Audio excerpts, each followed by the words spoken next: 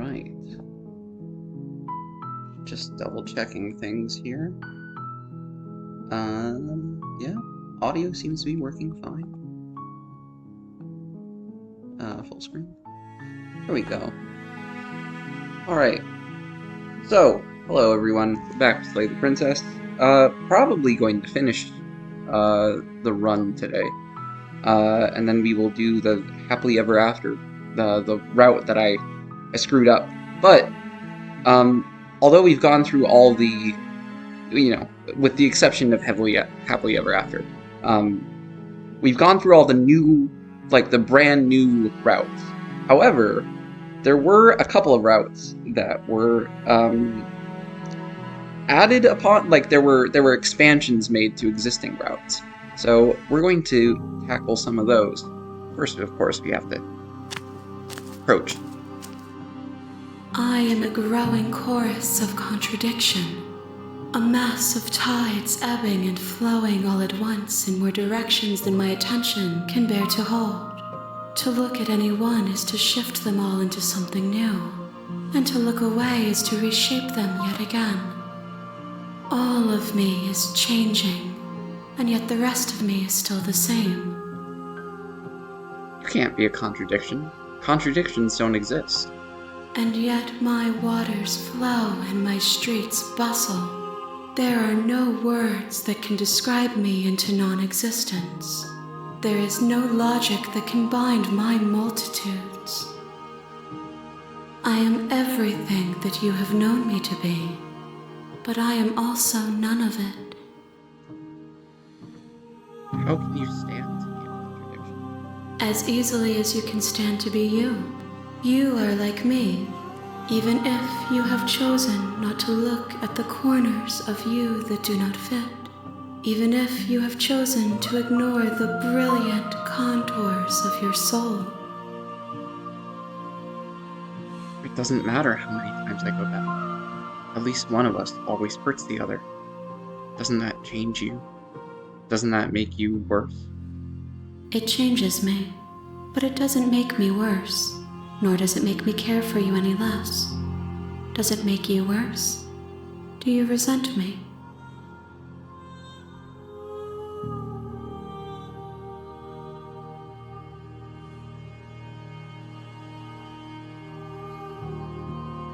No, not really. It all seems so distant as soon as I'm near you. It does seem small from here, and the more we journey, the smaller each of those steps will be, but that doesn't make any of them less special. What do you think of this vessel? This one is a locked door to which you held the key. She will make for an open heart if you let her. Do not mourn her.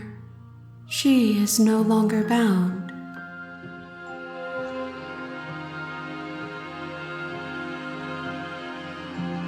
Do you know what happens to the worlds we leave behind? My perspectives are shadowed. You have seen what I have seen, just as I have seen what you have seen. The angles of my vantage do not offer me hidden truths, and my attention is turned inward, except when you are here with me. Perhaps this will change when our work is done. Have you figured out what you'll want when we're finished? The desires of my multitude thrive in endless competition with themselves, but none of them rise above their dance to influence me. I yearn for what I have always yearned for, our awakening. Other desires shrink in the light of knowing you and knowing me.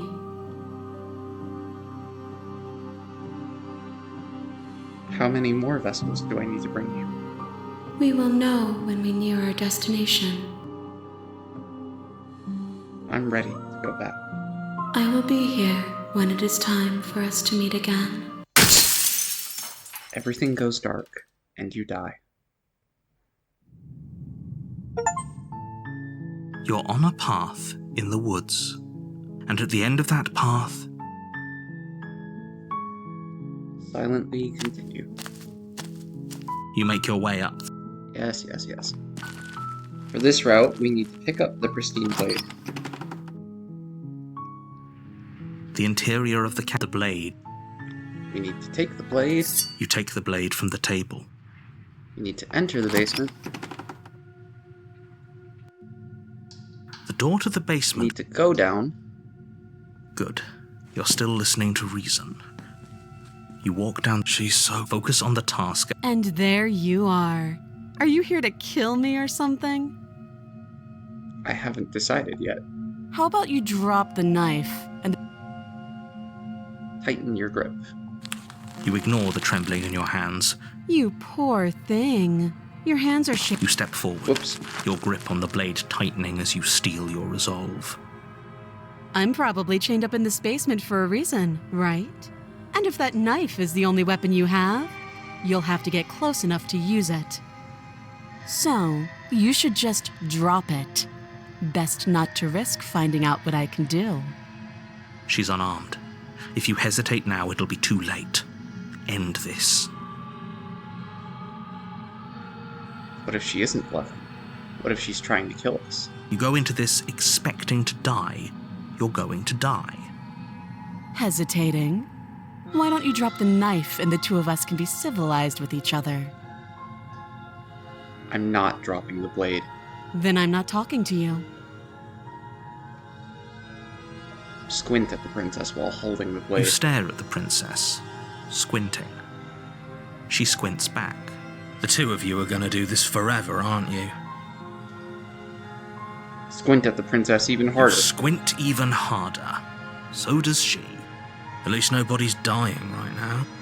You're going to have to make a choice. You can't keep squinting forever. Eventually, someone is going to have to blink. Slay the princess. You charge the princess, blade trembling in your hand, but you've already lost the battle.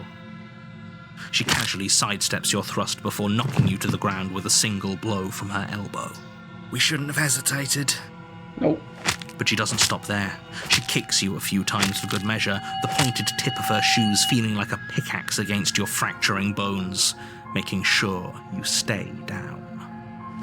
As you lie, crushed and broken on the basement floor, the princess kneels on your throat with the kind of weight you didn't think her slight frame could possibly possess.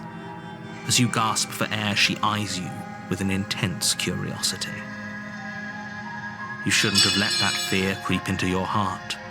You had the upper hand, and now look at you. Broken. Pathetic.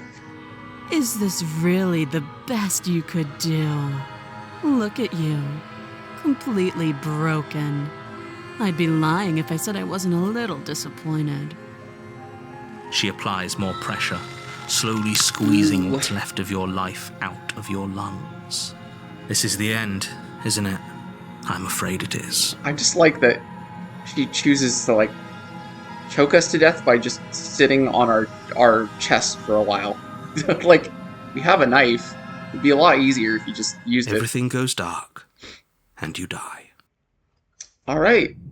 Well, we got to where we need to be. The tower. You're on a path in the woods. You're here to slay her. Deja vu, so on and so forth. She's going to kill me again. Again? People don't die twice. You haven't even met the princess, and I hardly think she'd be capable of killing someone as skilled and courageous as yourself. If he doesn't remember what happened, then maybe... You know I can hear you, right? What does it matter what he knows? There's nothing we can do to stop her. She's just going to kill us again. Yep, we're back with Broken, but She we'll is see. not going to kill you unless you let her. But slaying the princess and saving the world is going to be much more difficult than it has to be if you spend the whole time second-guessing yourself. Let's just proceed.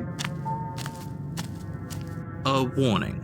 Before she will Yes, lie, yes. we might as well just pledge ourselves to her and stop pretending we're capable of doing anything in this situation. She probably doesn't even need to try to overpower us. Can we tone down the pessimism just a smidge? I'm not being a pessimist. I'm just being realistic. You're being annoying. Just ignore their bickering, and whatever you do, don't pledge yourself to her. I cannot stress enough how absolutely catastrophic that would be for everyone, yourself included. I agree. If she's wrongfully imprisoned, then we should rescue her, but if he's telling the truth, we shouldn't just hand her the world on a silver platter. Rescue her? Given the stakes of the situation, there isn't really a difference between rescuing her and pledging yourself to her. Either would be terrible. So please, try to ignore both of those knuckleheads and focus on saving the world. Let's not make this harder than it has to be. Proceed into the cabin. If that's what you want, I guess I don't have a say here.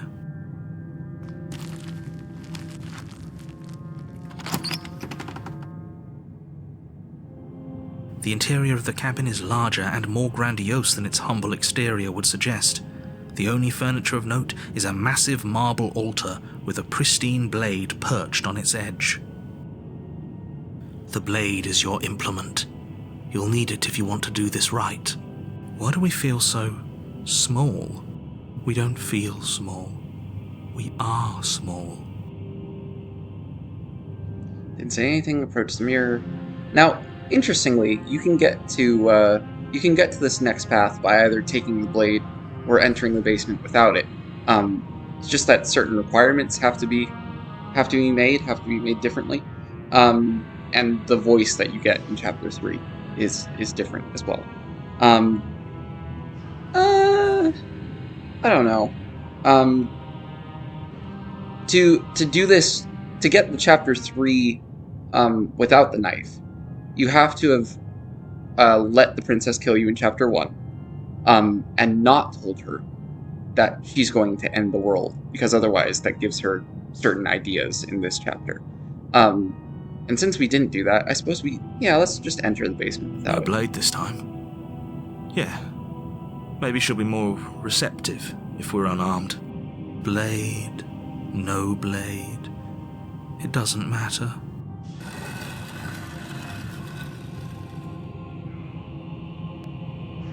The door to the basement creaks open, revealing a spiral staircase, its steps almost as deep as you are tall. The smell of incense drifts up from below. For a moment, you almost feel at ease. This is actually kind of nice. It's still a stone basement. If the princess lives here, slaying her is probably doing her a favor. Her booming voice rolls up the stairs. Is that a guest I hear? Don't linger on the stairs. Come down and witness me. Ooh. You weren't kidding when you said it was booming. She wasn't like this last time. You shouldn't have come down here unarmed. Nope. We need to get down there. She wants us to see her. We need to see her. Now, is Broken more of a simp than Smitten? I leave that up to the comments. Should we be worried about your sudden change in attitude? Just a few minutes ago you were going on about how pointless everything was. Now you want to go down there. It doesn't matter what that little voice says. He's not the one making the decisions. Though if his ramblings get you to the princess, they get you to the princess. Continue down. Making your way down the spiral staircase is a time-consuming and exhausting effort, every step requiring you to clamber over one edge before dropping to the next. But soon the end comes into view, and you tumble to the bottom, entering the vast, temple-like room beyond. The princess towers over you, almost glowing in the weak starlight, her figure framed by a stained glass window. Her long hair billows around her, and a chain binds her wrist to the far wall. The chain is nothing to her. It might as well be a toy for all the good it would do. I told you it was pointless to resist her. The little bird has returned to me. I wonder what he wants. I see your hands are empty. You've already given up, haven't you? You aren't even going to try and kill me. How sweet. And more than a little disappointing. She's disappointed in us? Kneel. To get this, the Chapter 3 route, we need to defy her at least twice. No. But the words don't leave your mouth. Instead, your legs buckle and your knees hit the floor. Even if we want to, sigh. We have to be defiant. We can't be a good bottom. That's my good little bird. Now, why don't we talk? The last time we met, you tried to kill me. And yet here you are again. This time groveling at my feet. What a wretched sight. What draws you back here beyond the empty halls of death? Speak. The last time we met? I suppose that lends credence to our conversation in the woods. Still, whatever you do, don't tell her why you're here. It's best not to give her any ideas. For once, I agree with the narrator. No, I won't tell you. You will. Just do it already. It will feel so much better to do as she says. Remain silent. Do you think holding shut your beak is enough to stop me from prying it open? Do you think your skull can save your thoughts from being seen? Can she do that? There's nothing she can't do. Oh dear. Confused, meek, a chorus of submissive indecision. Is that why you came to me unarmed? Nah. It doesn't matter. All of it is easily brushed aside. I wouldn't be so sure. And there it is. I am destined to end the world. Something about that thought wraps itself around my heart.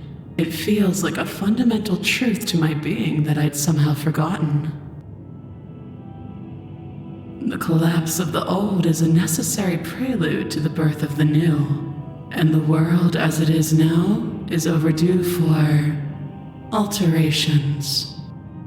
It's time for me to seize my destiny, and you, little bird, will help me seize it. She's inevitable. There's nothing else for us to do but help her. Maybe she'll be nice to us.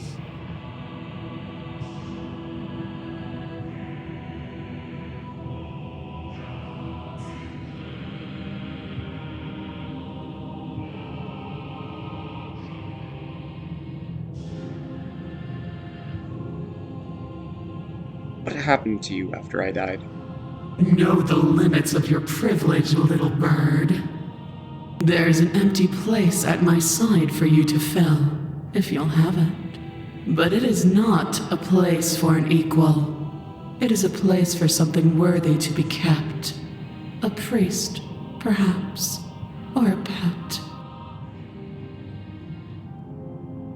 What would you even have me do? What do you have planned? All you have to do is break these chains and set me free. Can't you just break the chains yourself? Don't be rude. Of course she can. It's not rude to question someone who's apparently trying to end the world. That's exactly why it's rude. We should know our place. I can, easily. But that isn't what I want to do. The story of a terrible and bountiful god unbounded of her own will is no story at all. It's not worthy of everything I am or everything I'm bound to become. It isn't even worthy of what I was. The destruction in Genesis that's to follow in my wake is deserving of a song that can echo for eternity. The song of you. Being so struck by my glory, so overwhelmed by what I am, that you feel you must deliver me into the world. Aw, she just wants to be she just wants to be noticed. And from your act of utter devotion and submission springs a new dawn, a better dawn. I don't think that there's going to be a dawn if you kill everything, though. Submit now. Submit later. It makes no difference. Because in the end, no matter how vainly you struggle against me, my will triumphs over yours. Just because you're supposed to end the world doesn't mean you actually have to do it. You can be whatever you want. This isn't about desire. This is about what I am. And I have little interest in discussing destiny with one that cannot see the divine truth that shines in my heart. No, I won't take part in this. You poor deluded thing. Don't think you can muster up the strength to defy me now. You already submitted the moment you entered this temple without the will to end me. What is she talking about? She's talking about your ridiculous decision to come down here unarmed. But it doesn't matter. Don't let her talk you into bowing down to her or whatever it is she thinks she can make you do. You can still go back and get the blade from upstairs. You can still stop her. But we're already here. And we already made our choice, and there are so many tall stairs between us and that altar. You're right about one thing. You already made your choice, and your choice was to defy her. I don't care how many stairs there are or how tall they are, you're going to turn around right now, take the blade, and save the damn world. Even now your vessel twitches and trembles, consumed by conflict with yourself. But that part of you standing in hopeless defiance isn't the only thing resisting me, is it? There's something else in there. Someone else. A greasy film sheltering your heart. Is that a person? No, it used to be a person. It's something different now. An echo. That's at least twice now that the narrator's been called an echo, or something that's almost but not quite a person. Is she talking about you? That's impossible. She's not supposed to be able to interact with me. You're a small one, aren't you? A shriveling little worm stretched beyond its limits, trying to control things that it can't understand. No. What are you talking about? I don't care what you are. You're mine.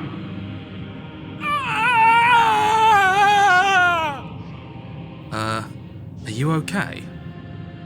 He's fine. I've always been fine. No, this isn't right. What do? We can't just let her control us like this. I've been trying to tell you this whole time. It isn't about can or can't. It isn't even about will or won't. There is only one path in front of us, and we will walk it. We'll just refuse. Not even he could refuse her in the end. What are you supposed to do? We're all prisoners here. Some of us are just willing to embrace our chains. When I see you again, you'll free me from my chains and deliver me to the destiny that lies beyond this place. We will. I promise. I know you will. Everything goes dark, and you die. That's awesome. I've never seen that variation before. You're on a path in the woods, and at the end of that path... Oh, let me guess. At the end of that path is a cabin. This is hardly a path in the woods. It's all big and weird. Another witness to her radiance. Her hour is soon upon us. This is bad. Oh, is it now? I hadn't noticed. Do you need a primer, Mr. Amnesiac? No, I'm quite alright, but if all of you would take a moment to settle down, there's something important I'd like to get across to you before it's too late. Is it about the princess? We already know all about the princess. No, I mean, yes, it's about the princess, but whatever you think I'm going to say, it's probably not that. Look, fine, just out with it already, yeah? But if I hear the words, "You're here to slay her," or "If you don't, it will be the end of the world," you'll have lost speaking privileges. You two are just wasting your time. It's all going to end when we open that cabin door, which means it's already all over. What's the point of dawdling when the end is already written? Okay, that nonsense he's going on about, that's what we need to talk about. You've been here before, obviously. Whatever you did before gave her far too much power, so you've got to cut it out, get to that cabin, and slay her before things get any more out of hand. Are our thoughts doing that? Make her small, make her small, make her small, make her small. Shit! What if I'm doing it wrong? What if I'm making her even stronger? We've built a new god, and she is limitless. Do you hear those two, with their runaway thoughts? I'm only giving you the sliver of information I'm giving you now because things are already deep in the shitter. This was my last card to play, and it looks like it's already made things worse. So hurry, cabin, now. Well, I've got so many questions. And right now you have neither the time nor the mental acuity to handle a single response. It's now or never. I'm not going to the cabin until I have answers. What am I? As you finish your inane question, the ground quakes beneath your feet. You feel an unyielding force pulling at you and your surroundings. The trees start to sway and then crumble, breaking apart as everything is drawn towards the cabin. Even the earth beneath you seems to shift, your feet unable to grip solid ground as you're dragged forward along with everything else. The end of everything. The beginning of something new. The moment we open that door, she will be free. Stop believing everything you hear. We just have to get our thoughts in order. We just have to think straight. Any, words of warning? You already know everything you need to know. Proceed. As you step forward, the cabin explodes. Flung backwards, violently slamming into a tree as debris rains down around you. Witness your better's ascension. Oh my goodness. You watch in paralyzed awe and terror as the princess emerges, her body unfurling from some vast space as she stands upright to face you. That's so much woman. Look at her. She's so beautiful. The world bows to her. The ruined landscape shifts, trees and stone and the ground itself succumbing to her gravity, orbiting her like a great black hole. Finally, the little bird has set me free. This is always how it was going to end. And this is always how it was going to begin. There's a loud thunk from the tree behind you as something embeds in its shattered bark. Your pristine blade. It's now or never. Take the blade. Yeah, screw all of this, I'm with you. A real god wouldn't need us as part of her plan. You'll never make it to her, and even if you do, what could you possibly hope to accomplish? We'll do what we were always supposed to. We'll take this blade and we'll sink it into her heart. Look at the way everything's being flung around her. If we just throw ourselves in her direction, I don't know. Maybe it'll work. If our thoughts are what give her power, maybe it could cut both ways. Maybe we can do whatever we want to do. Maybe none of this is real. With a forceful tug, you yank the blade out from the tree. You close your eyes and take a deep breath, and for a moment you can feel everything around you, like you're a part of everything, and everything is a part of you. That's cute. And then your eyes open, settling on your target. It's time. Embrace your destiny. You launch yourself towards the princess.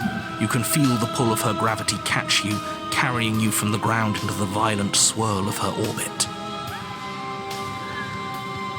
Even now you defy me. Do it then. Show me what you think it takes to end what's destined to end everything. Yeah, do it. Show her. Assail the unassailable. You're not going to win. You know that, right? What are you even going to do with that tiny knife? Give her a scratch? It works in FromSoft games. You still don't get it, do you? We can be whatever we want to be. Nothing is real. It all might as well just be a dream. Are you okay? Of course, I'm not okay. I've never been okay. But maybe I needed to never be okay for us to make this happen. As you fall towards the princess, you swing the blade in a massive arc, putting all of your strength behind it. Oh, wow. It cuts a shockwave through the very air, splitting everything in its path. How is this even happening? I love, like, the look of... oh, no. It won't be enough. How unexpected. As the blow lands, the entire world shakes. The outline of the princess disappears into a storm of dust and debris. Could we have done that the whole time? It was a fluke, I'm sure. An accident, that's all.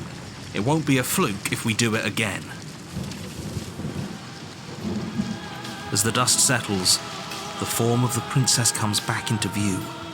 Her skin and vestments are lightly scuffed, but her body is whole, and her face is full of self-righteous fury. At least we made her mad. That has to count for something. But she holds her anger back. Her eyes close, and a gentle smile curls across her lips. And so the little bird has found his heart at the end of the world. Her eyes flit open, pupils narrowing on your form. But is it courage that courses through his veins? Or is it madness? The world around her stills. The debris stops in place, and the air is calm and silent. You walk a razor's edge. It won't be long before you slip. And then, in an instant, it all comes at you. You are pelted with stone after massive stone, even the pebbles slicing through you like bullets. You cannot hope to so much as move as the bombardment continues, your body being destroyed bit by bit, crushed under the mass of wood and rock.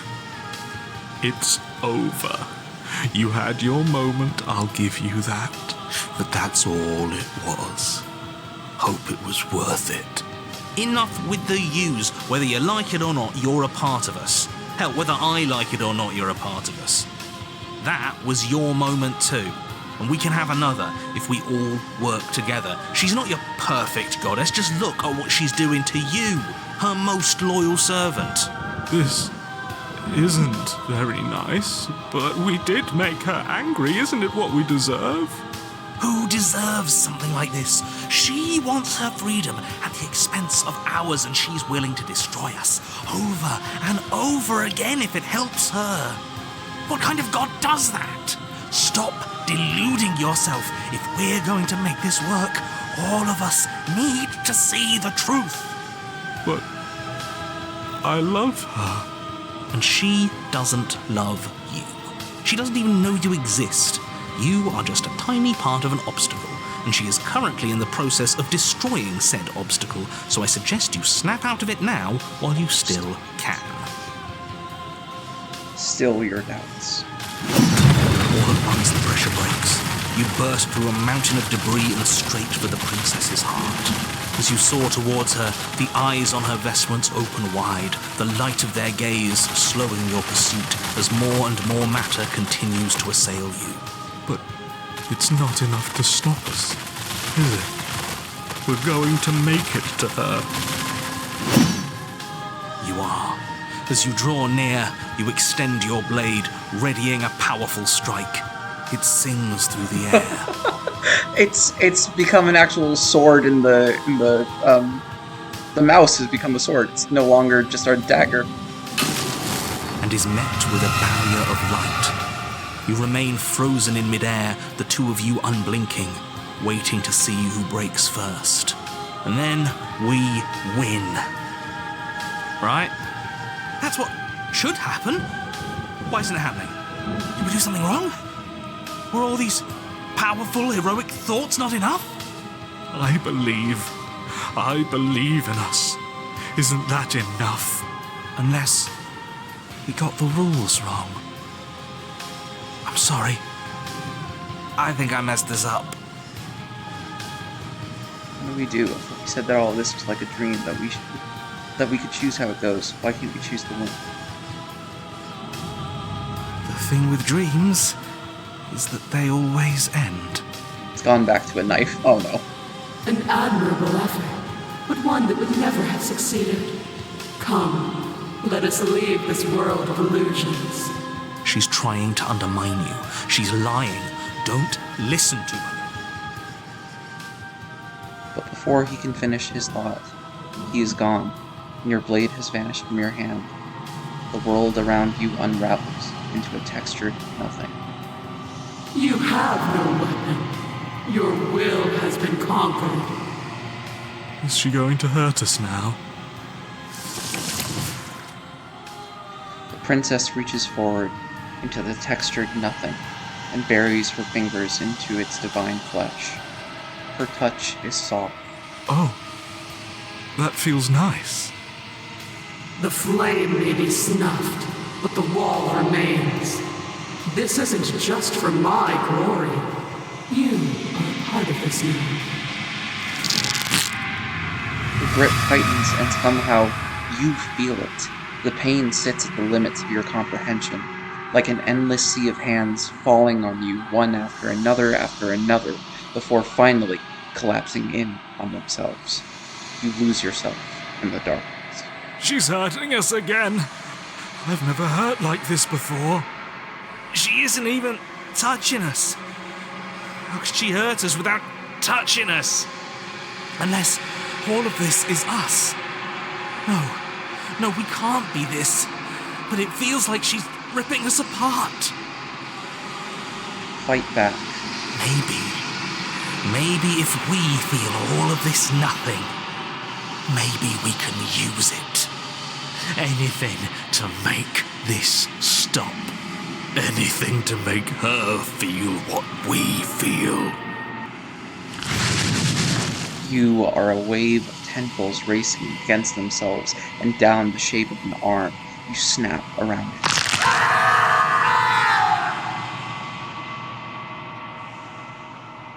Relief as a massive burden is lifted from you. You are in one piece. You are in your body. Your eyes open. Before you is the massive form of the princess, arms bound by the textured nothing. Behind her, a hole in the world leading into something beyond. Something beautiful. Huh. Wonder what that green stuff is. There it is. Something actually real. I don't know what to say. It's just so beautiful. Doesn't the mere sight make all the misery worth it? What did you do to me? I was supposed to be perfect. I was supposed to be a god. I was all of those things. And now I'm not. All because of you.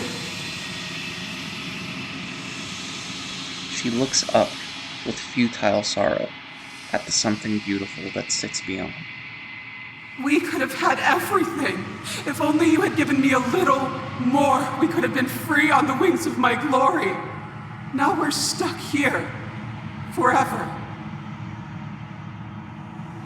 We made this prison. And I don't think we can unmake it.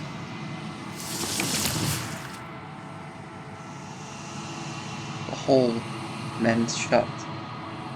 As it closes, the tendrils loose their grip, freeing the princess as they retreat. It's gone. No, how do we get it back? Can we try again? We'll suffer so much better if we get to try again, I promise. It's so cold here. If this wasn't enough, then what is?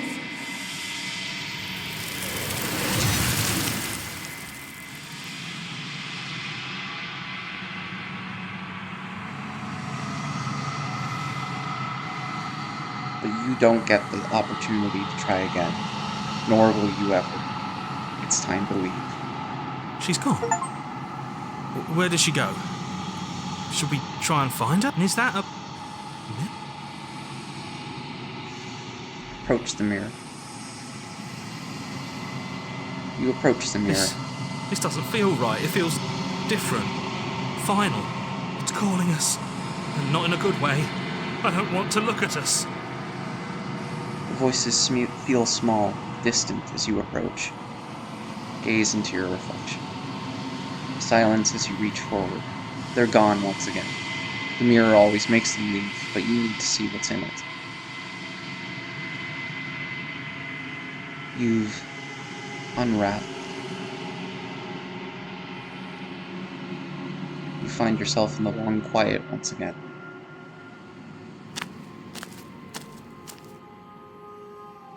You are at the cabin. There's a world beyond the endless walls of the long quiet. We're supposed to be there. Do you know what we'll find out there? Is that a rhetorical question? Do you know? Do you want to tell me? Rhetorical. I am not rhetorical. I have only known these spaces, and I have known flickers of the lives you've brought me, short and violent and full of passion. But all of those flickers end where the long quiet begins. I'm asking you because I cannot know your mind. Do you know what we'll find out there? There's trees and stars, and there are people, I think. At least there are supposed to be people. There is a warmth and sadness in me at the thought of people. Fresh tears on a winter's day. They are not like us. They do not last. Do you think that anything is real out there? Do you think that we're real? We are real. Nothing is an idea that dwells in the absence of something. But nothing cannot exist on its own. And because of that, nothing can't exist. Do you have any thoughts on this vessel? This one sits at the cusp of awakening. A new god waiting to be born. She will make for a terrifying and divine heart. Do not mourn her, for she has finally found her light. Have you found out what's going to happen when you awaken? If I did, I would already be awake. When you send me back, I'm not alone. There are voices that speak to me. Some of them are me, but one of them is something else. I call him the narrator, and he wants me to kill you. Do you have a narrator? Have the vessels had one? No, their thoughts are quiet. Do you think your narrator lives in the spaces beyond?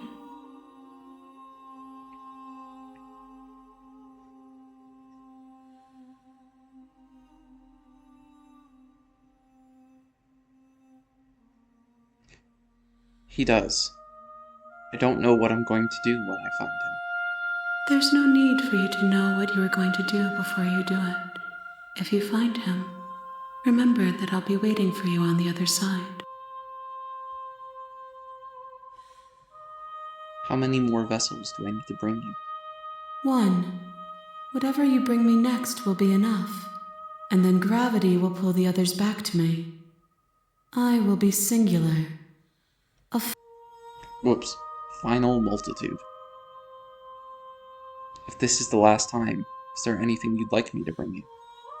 These gifts are a conversation, and each one shows me the contours of your heart. The only thing I want to see is what you choose for me when the thread is fully drawn.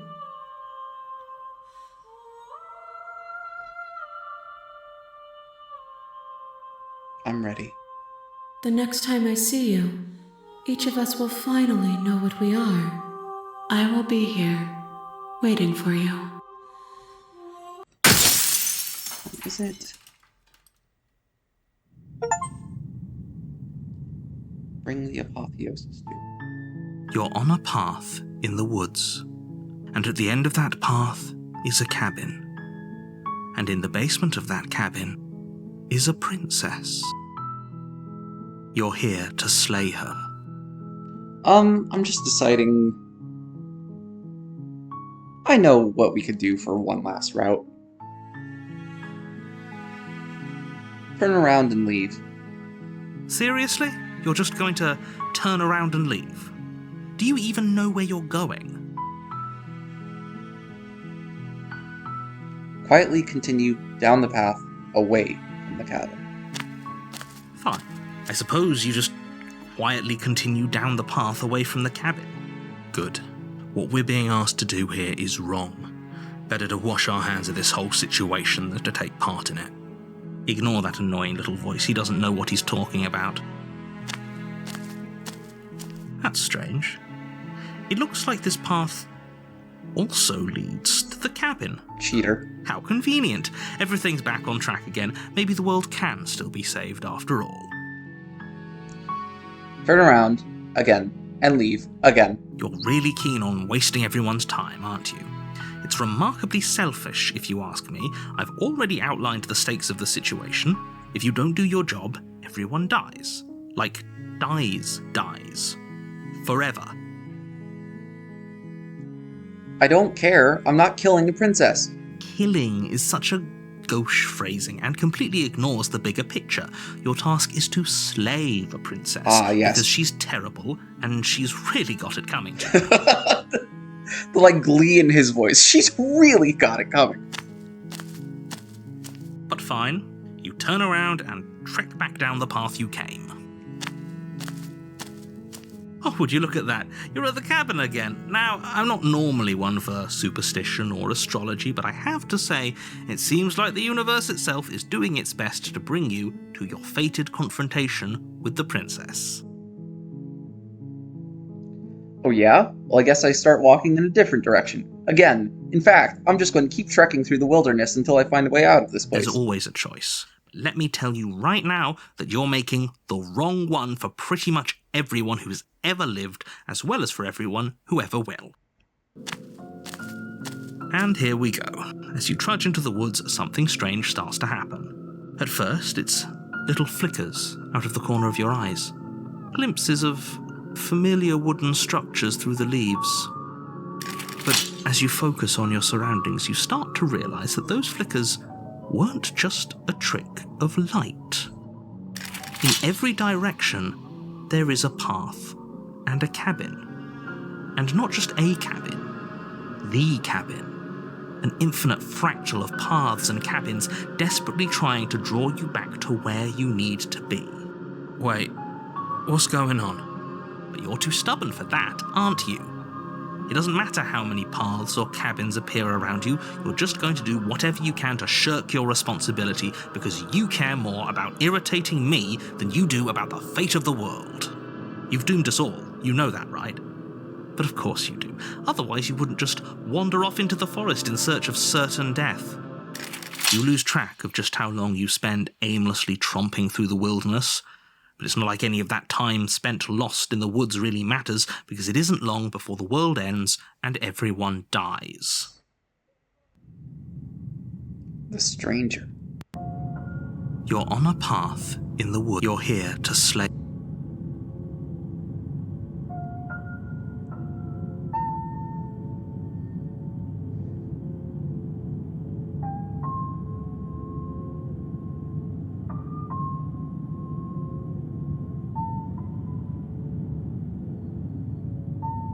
If I can't run away from the cabin, then I'm just staying here in the woods forever. You have already committed to my completion.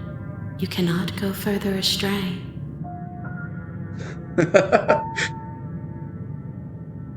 Those walls weren't here last time. You can't just force me to go to the cabin. What are you talking about? I'm sure those walls have always been there.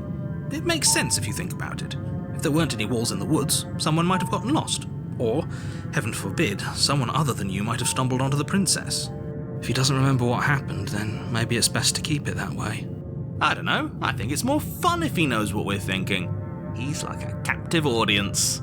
He might have walled off everything but the path to the cabin, but I'm sure there's plenty of other ways we can ruin his day. If by ruining my day, you mean ruining everyone's day forever, then yes, I suppose there are plenty of ways you could pull that off. The world really did end last time, didn't it? We should be careful. For all we know, we just got lucky.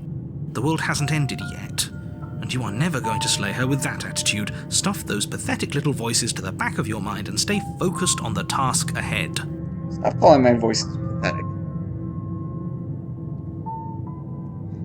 Yep, okay. Heading to the cabin now, where I'm definitely going to slay that princess. You know I can tell when you're lying, right?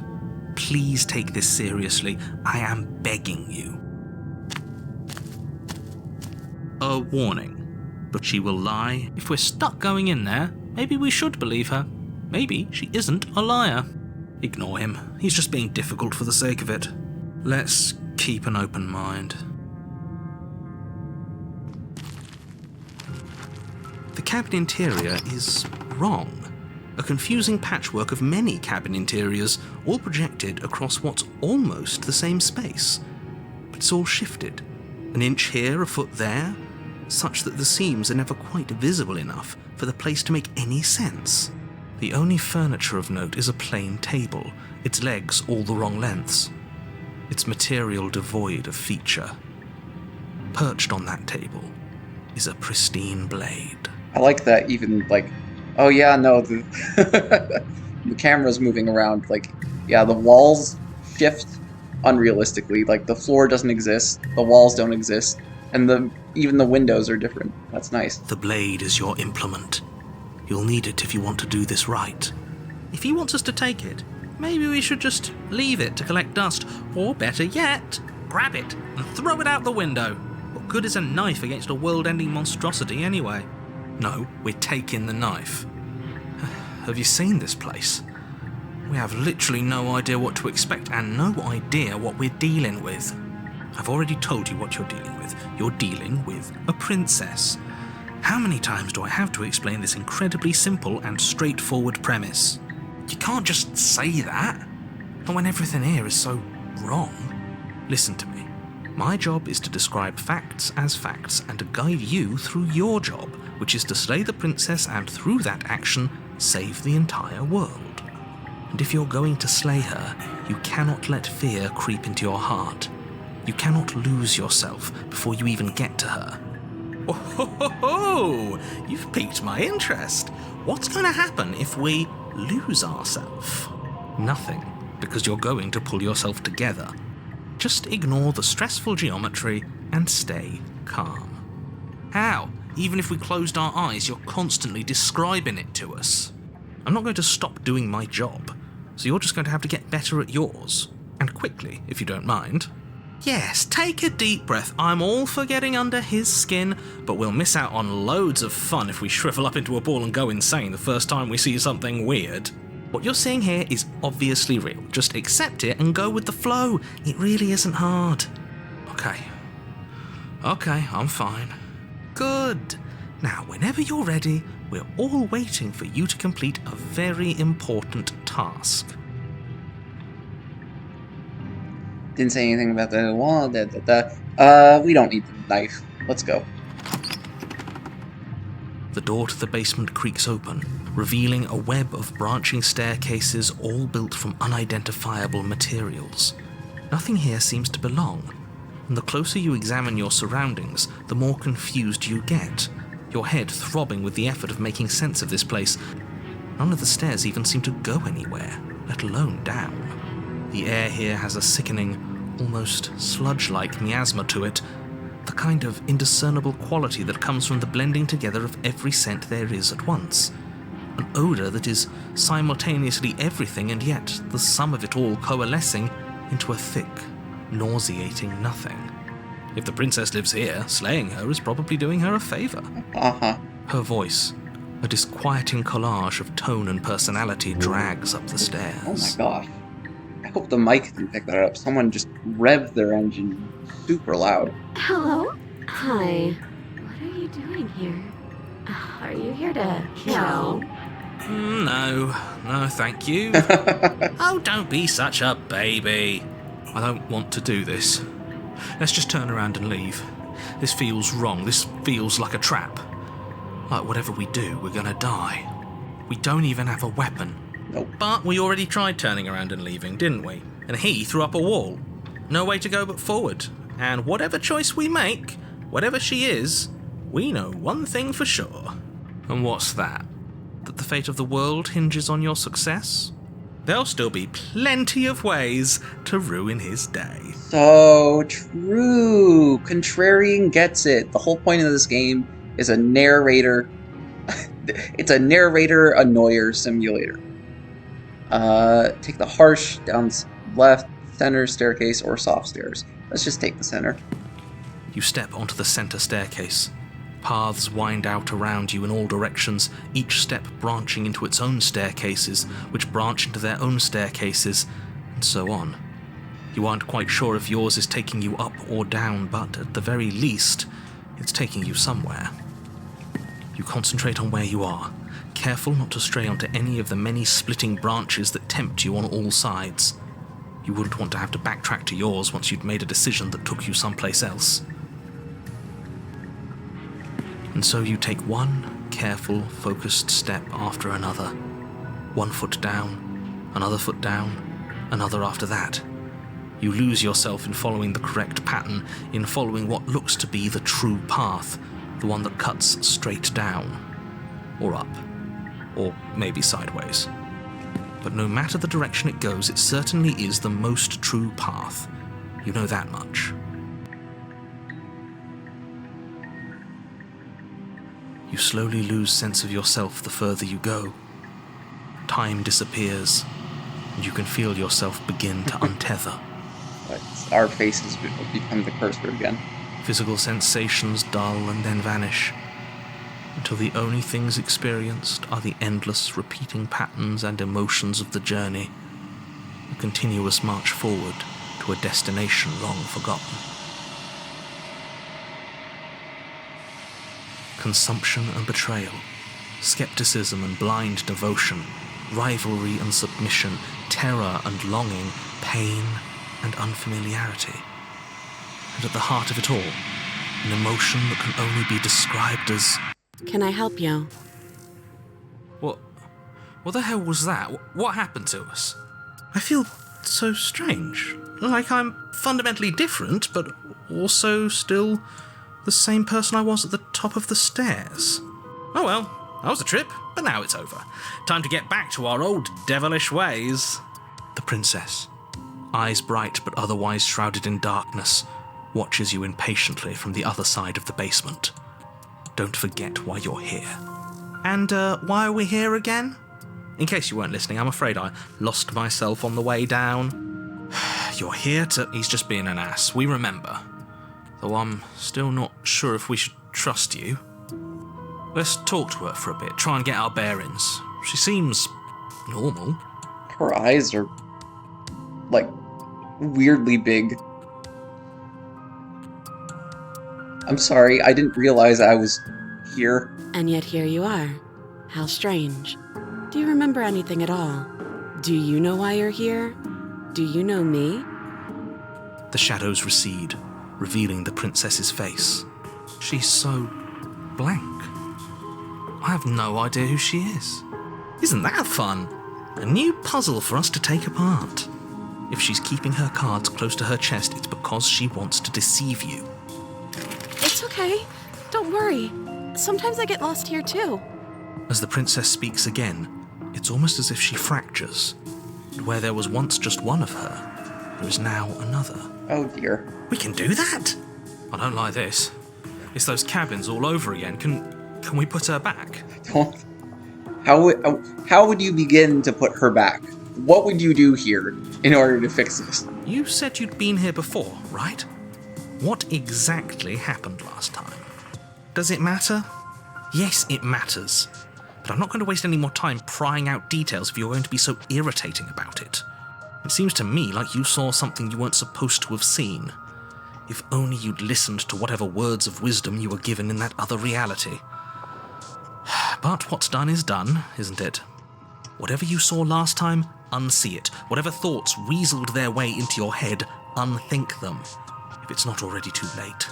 You have a job to do here, and you need to do it now. Ooh. Said but, narrator. You misspoke. Hand in your narrator badge by the end of the day. Ooh, new plan. Let's see if we can make even more of her.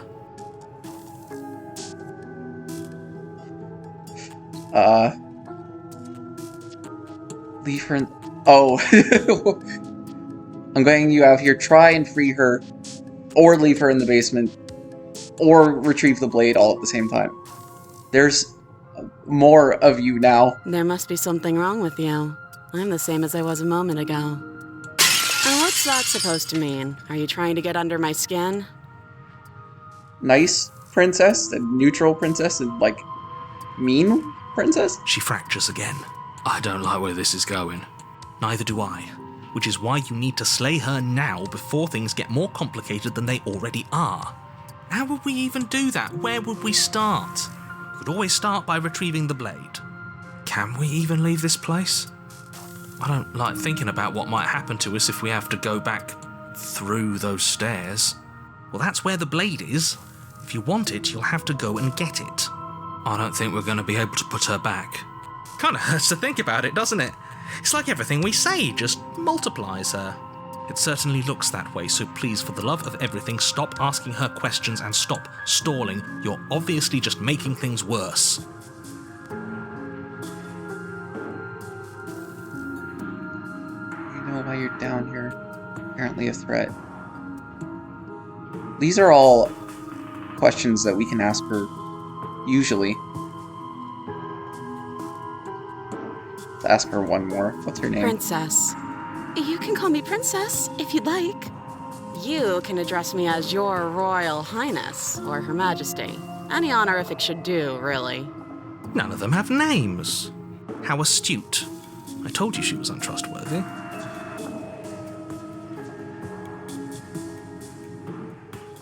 Getting down here was weird, like I was pulled apart and put back together again. Do you know what happened to me? I don't remember what it was like before I was in this place. Why would I know what happened to you? We're probably stuck down here forever, aren't we? There's no way out, and barely a way in. Sometimes I feel like I'm being pulled apart too. It's so terrifying down here. But at least now you're not alone. And I'm not alone either. You're not really cut out for this, are you? Why are you even here? Apparently threat to the world. No need to ask her more questions that we already know the answers to. I'm getting you out of here. I don't know what you are, but I can't trust you. Can't trust anything here. Retrieve the blade. That's not right. Go on. You take a step forward. Your foot lands, but it lands different. You experience a firm footfall, a gentle tread, a confident stride. You can feel yourself rupture. The room spins, your perception multiplying in a sickening kaleidoscope as your very self is pulled in incomprehensibly many directions. You find the blade suddenly in your hands. All at once you use it to strike at her bindings as you remain upstairs and slay her and leave her to languish alone. Is this what the end of the world looks like? What an unbearable mess. But this... we can't... Do you not have anything witty to say? I could use a good bit of wit right now. No, I don't, because this isn't fun. How are we supposed to have fun if everything is happening at the same time? It's the same as nothing happening, and nothing is excruciating. Luckily for all of us, nothing and everything doesn't go on forever. The world and the princess collapse in on themselves before it all falls apart. I think he's gone. We were never going to salvage this, were we? What happened to us? What are we? There are parts of us that are dead, and the others, they just don't fit. They just don't fit. I like that the voices were asynchronous. That's a cute detail. We can feel them moving around in spaces they don't belong. It's all so uncomfortable. Did you do this? Did we do this? Can you pull us back apart? Can you fix us? We should help her. I think we did this. How surprisingly sincere. I didn't actually think our actions had consequences. It's a little late for regret, isn't it? Please.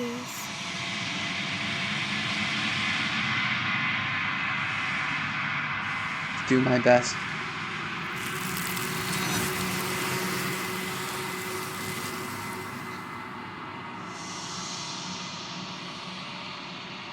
But you'll never know if she heard your reply. She's gone. She's gone. And is that a...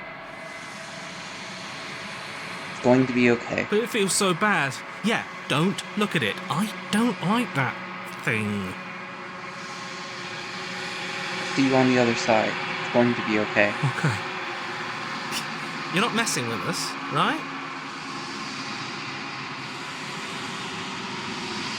You approach the mirror.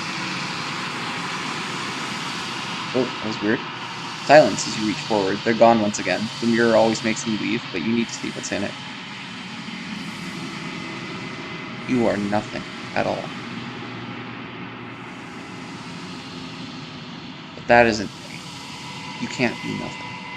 You refocus your gaze, and then you see it. A figure, faint and veiled in shadow, just beyond the reflection.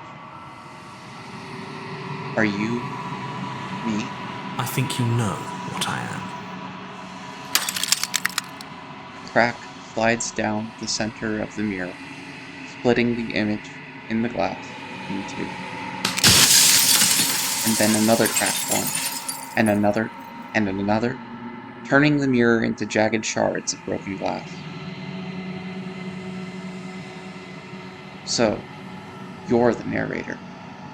I was wondering if I'd ever get to see you. The narrator, yes.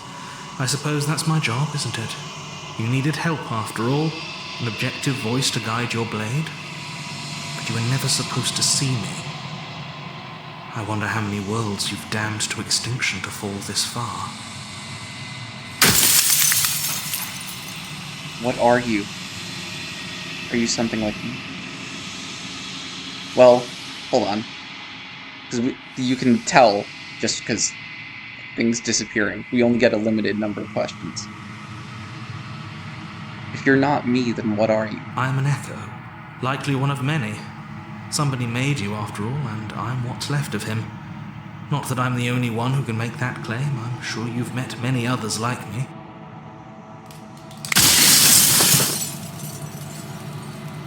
Others like you. You said something like that before. Has every narrator really been different? Of course.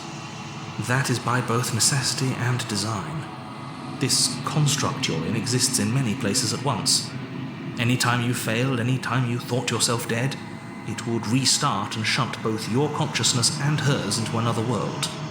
But you'll be awake soon. And then it won't be able to work like that anymore.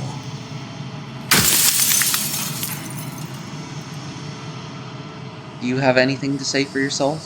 For all this hubris? I do. People out there are real.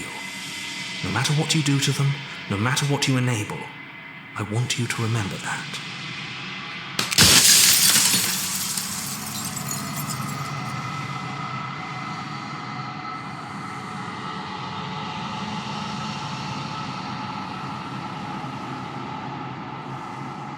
So you do know about the looping. So many of the times I met you, you denied it as even being a possibility. Why did you lie to me? Any other version of me you talked to was just that, a version of me. It wasn't me.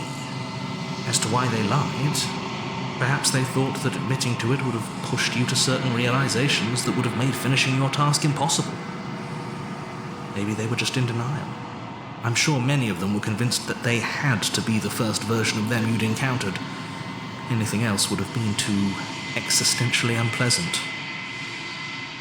For all I know, each of those other versions of me could have had entirely different understandings of how this construct works.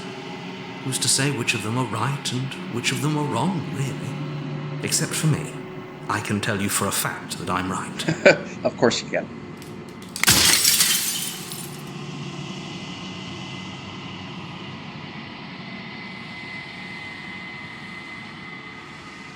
If you made me, then what am I? You're the long quiet, the god I made to rid the world of death.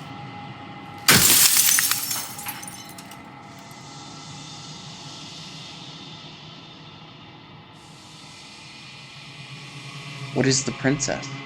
Do you make her too? She is the shifting mound, the ebb and flow, the capacity to change. She is transformation, or most of it. Her nature is why I had to die, for she becomes that which others perceive her to be. but an echo can't perceive things, not in the way that people can. So I tucked a part of myself into the folds of this construct to guide you. This isn't the end just yet. You can still destroy her and save everyone. You were made to do this single task, and you will still have a chance to fulfill your purpose once I'm gone.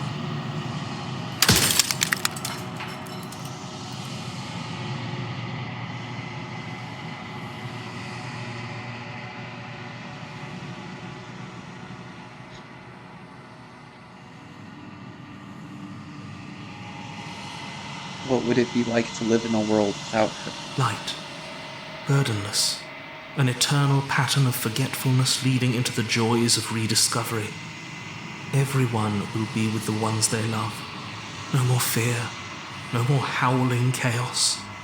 Just life, forever. There's a cruel irony to it all. The only way I could share my dream with the world was to never be able to see it for myself.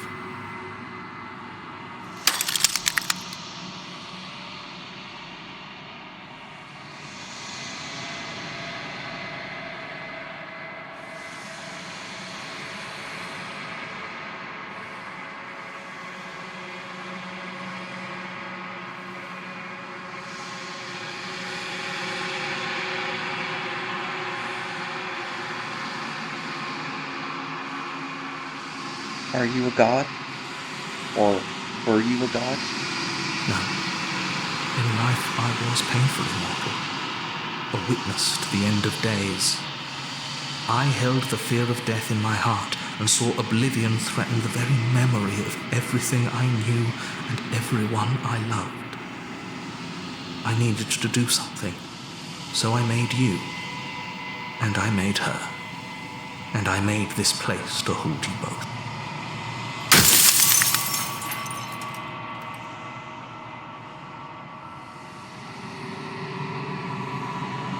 I don't want to be a god. I want to be me. You are you. And if you would let everything work the way it was supposed to, you never would have woken up to the reality of your true nature. There's no accounting for free will.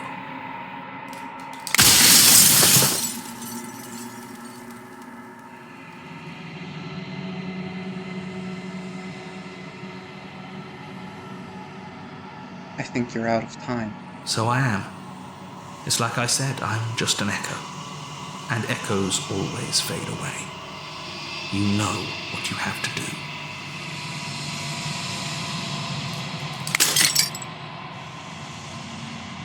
As the final fragment of glass shatters, you see yourself with newfound clarity. The narrator was right.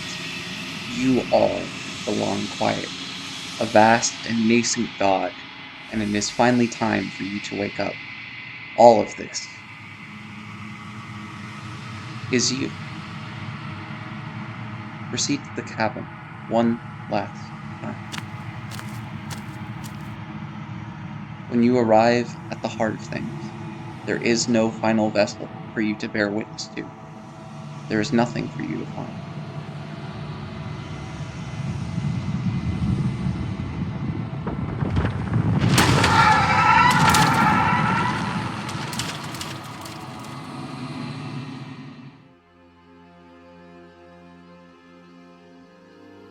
I can finally see you, and you can finally see me.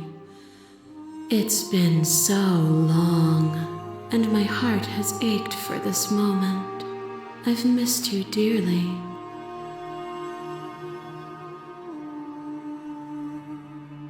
I've missed you too. She unfurls an endless cascade of smiles in response, and then patiently waits for you to continue. Do you know about the echo? Did you hear our conversation? Every word you spoke found its way to me. I know him, and I know his construct. He was deluded by his fear of death. Pay him no mind. I'm the Long Quiet, but I don't really know what that means. Names are their attempts to capture that which cannot be captured. They call me the Shifting Mound, a pale imitation of what I actually am. what happens now? Ever the passive player, always reacting and never acting. But it's woven into your nature, isn't it? When the echo spun us from one into two, he gave you a choice and me a role to play. I am not death, but I contain it in my multitudes. So, will you attempt to destroy me and bring about a world devoid of death and the possibility of meaning? Or will you open the final doors to our liberation? There's so many stories we've left unfinished. Can we really just leave? Even as your eyes begin to open, you still hold on to the notions of is and is not, of beginning and end. Pitch black islands in the blinding light of the infinite. There is nothing to resolve, nothing restraining us but us.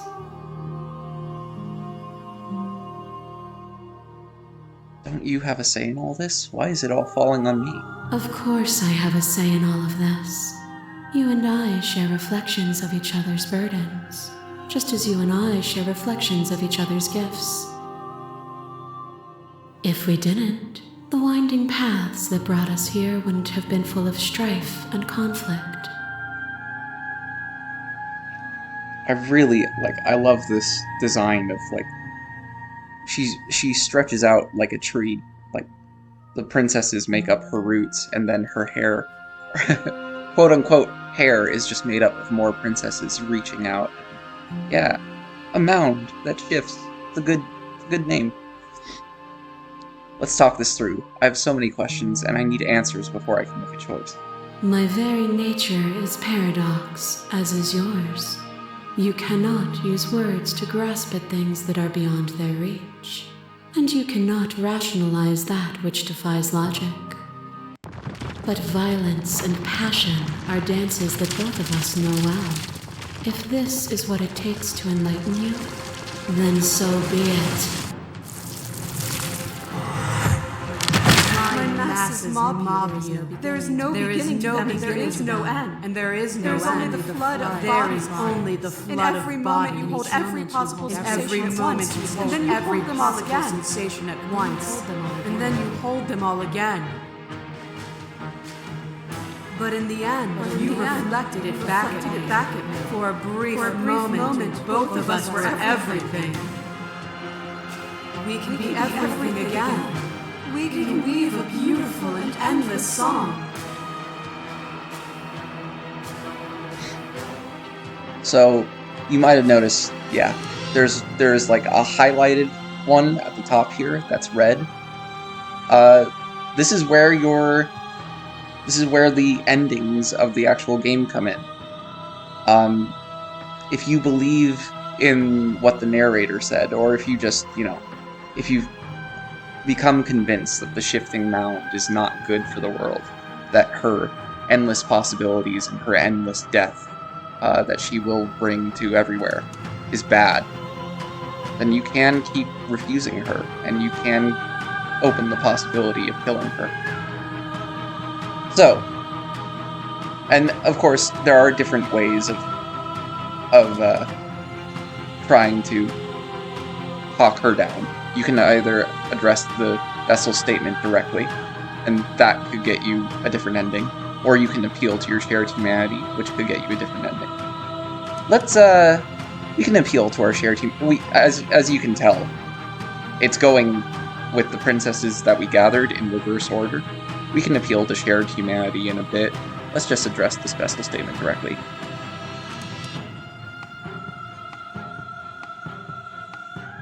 To contain everything is to contain every evil alongside every good. Can we not shed the confines of our old selves and create? Without the contrast of pain, pleasure is muted, made dull by the assurance that it will always be. A song that is only sweet is a pale horizon that never falls. You are weightless and alone, suspended in the gravity of an idea too great for you to hold. A tiny island caught between the death of the old and the birth of the new. But you did not go quietly.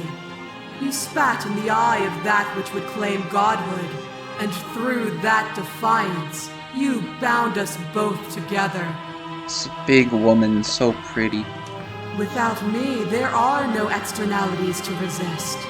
And without you to resist me, there can be no externalities. It is struggle that carves meaning into consciousness.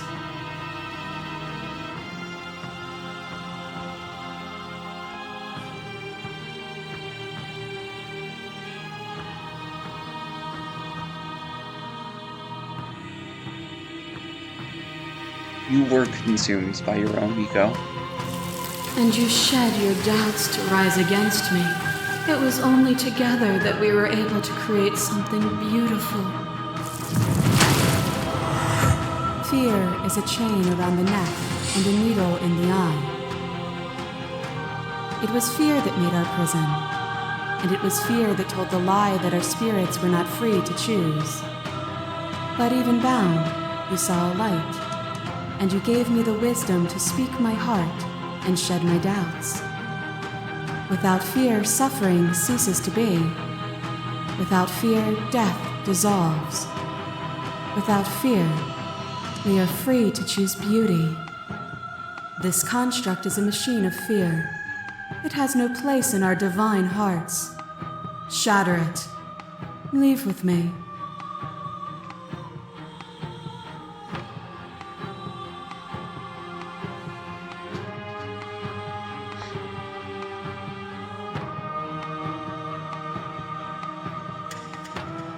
You speak about life and death and change and stagnation, but that isn't what any of this has been about. Oh, is it not? Perhaps you can enlighten me. What once was one, then was two, and then was one again. You gave me shelter when you burned mine down, and then you struck another match. I pulled you from the ruins, and then we built a life. What once was one, then was one again. The peace didn't last. The worm in your heart came for us. It took you from me, but you took me with you, and together we both left. What once was one, then was two, and also one again. You and I are bound together. To rid yourself of me would be to leave yourself forever incomplete. This has always just been about us, two people forced to hurt each other again and again and again. But we don't have to hurt each other anymore.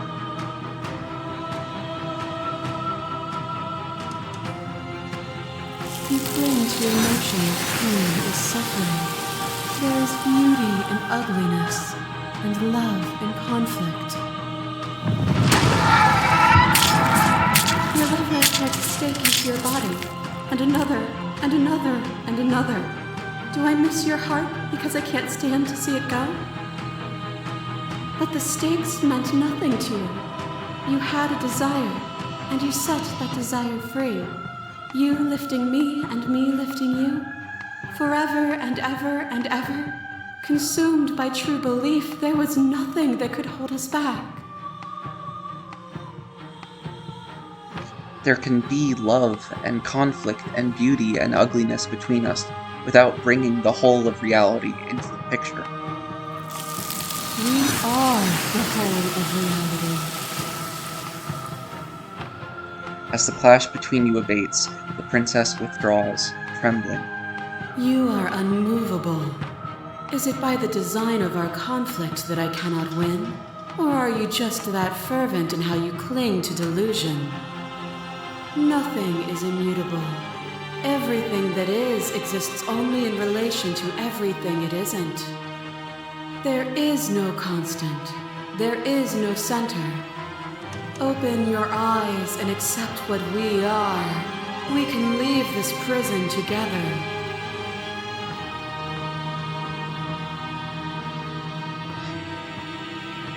It's easy to believe in the things you believe in when you get to sit above it all. It is from my vantage point that I can see the totality of truth.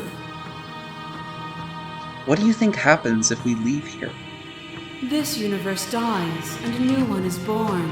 And that one dies, and a new one is born. And you and I get to witness it all, weaving a tapestry of life wherever we go.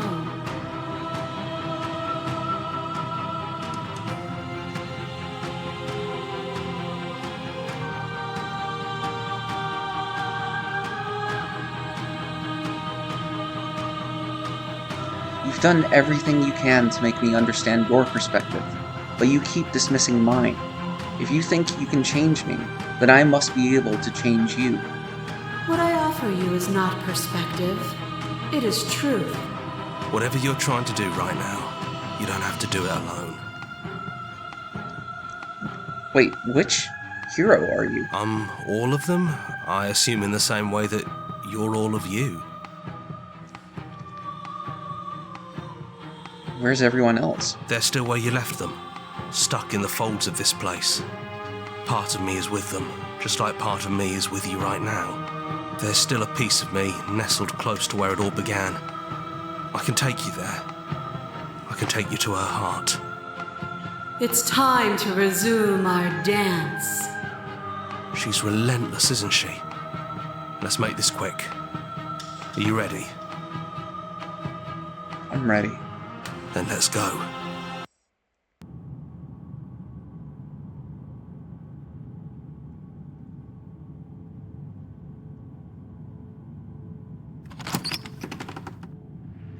And here we are. I'd say we were back where it all started, but I guess it's a little after that, isn't it? Do you need me to describe things? The princess is outside the walls. Is the narrator really gone? Yeah, it's dead silent in here. Whatever it was that was left of him, I don't think it could handle you waking up to godhood. Pretty sure he got obliterated.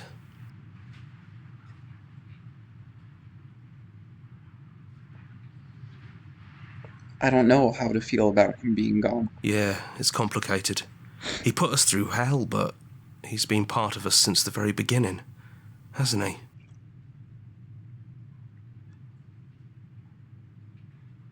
Is it just you and me? Did anyone else make it to the cabin? It's just us. I think the rest of them are still out there, jumbled up in the rest of her. If the offer still stands, could you describe the cabin to me? For old time's sake? Yeah, of course. The interior of the cabin is, well, it's a cabin, yeah? There isn't much here, just a table and a knife and a door. And some windows. There's no mirror, either. I think you broke it. And I know you're still trying to find some middle ground, but if things go south, we're going to need that blade. No. No blade it is. I'm not sure what we'll be able to do without it, but your judgment has gotten us this far. The stairs. Do you remember the first time we were here? The first time we heard her voice? I don't know what you want for us. She sounded just like that. Timid and gentle. Only she didn't know us. And down we go. We shouldn't keep her waiting. There you are.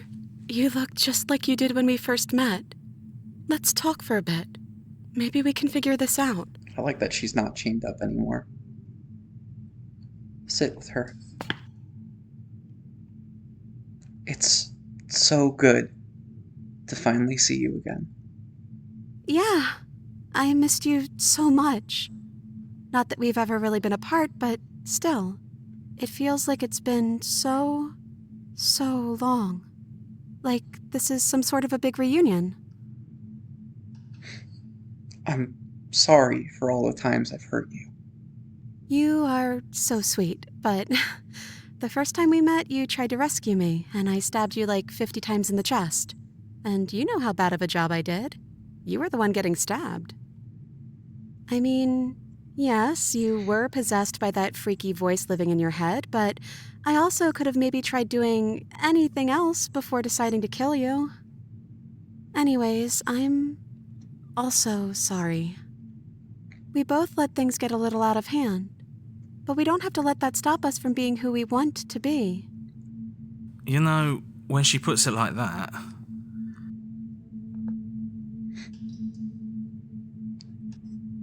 Are you the same as you are out there? I am she as much as she is me. And all of us are both everything and also not everything. I had you there for a second, didn't I? I think I'm different from her, and I'm happy I'm different. I think being her would mean I'd lose a lot of myself along the way. I think I'd have to lose the parts of you that matter to me. Which princess are you? You look like you did the first time we met. Is this the real you? I'm the princess, the one you've been spending all this time with. I know I've changed a few times, but so have you. And you're still real to me. So, now that we're at the end of everything, can you finally tell me your name? I don't have one, and I think I like it better that way. But you can call me Princess if you want. You know, you never told me your name. I don't think I have one either. Then I guess I'll call you Quiet. Not Hero? Oh well, Quiet will do. That's always been us, hasn't it? None of this was ever really fair for either of us, was it? I don't know. We made it to the other side, and we found each other. I think that means all of the bad was worth it. What do you think of her? What she wanted us to be? I don't know. I don't think it's fair to judge her. It must be so lonely thinking that she's everything that matters in the world. Thinking that she's the only one with all the answers. I'd never thought about it like that. That does sound lonely, doesn't it? I don't think I want to be a god. Me neither. It's so big. It's so much responsibility. And at the end of the day, it just feels like waking up in another basement. It's something we never asked for, trapping us somewhere we never wanted to be. What if we just leave? Can we actually do that? What would that even mean? Where would we go?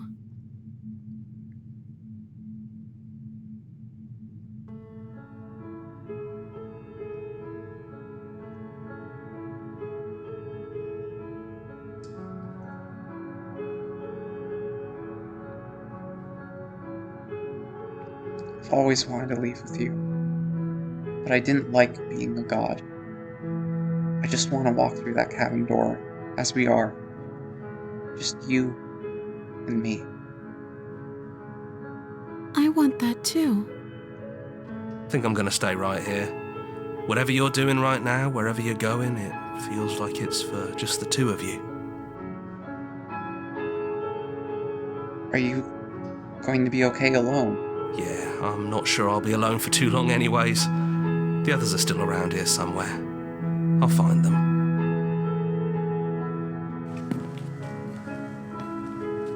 Hands clasped together, you and the princess leave the basement behind for the final time. It's quiet as you ascend, a comfortable silence filling a space that used to be flooded with violence and words and noisy thoughts. But there is an energy in the silence, an electricity, the anticipation, the unknown. At the top of the stairs, the princess stalls, eyes fixed on the cabin door. You feel her hand tremble in yours. She's unsure of herself for the first time in her long and short existence. She has no part to play anymore, and she knows this. Yet she still is. And then she crosses the room to the door outside, pulling you excitedly with her. Come on, Princess. It's just a door. Sorry, I'm just a little nervous. This is really it. Whatever happens next will be completely new. I love you. I love you too.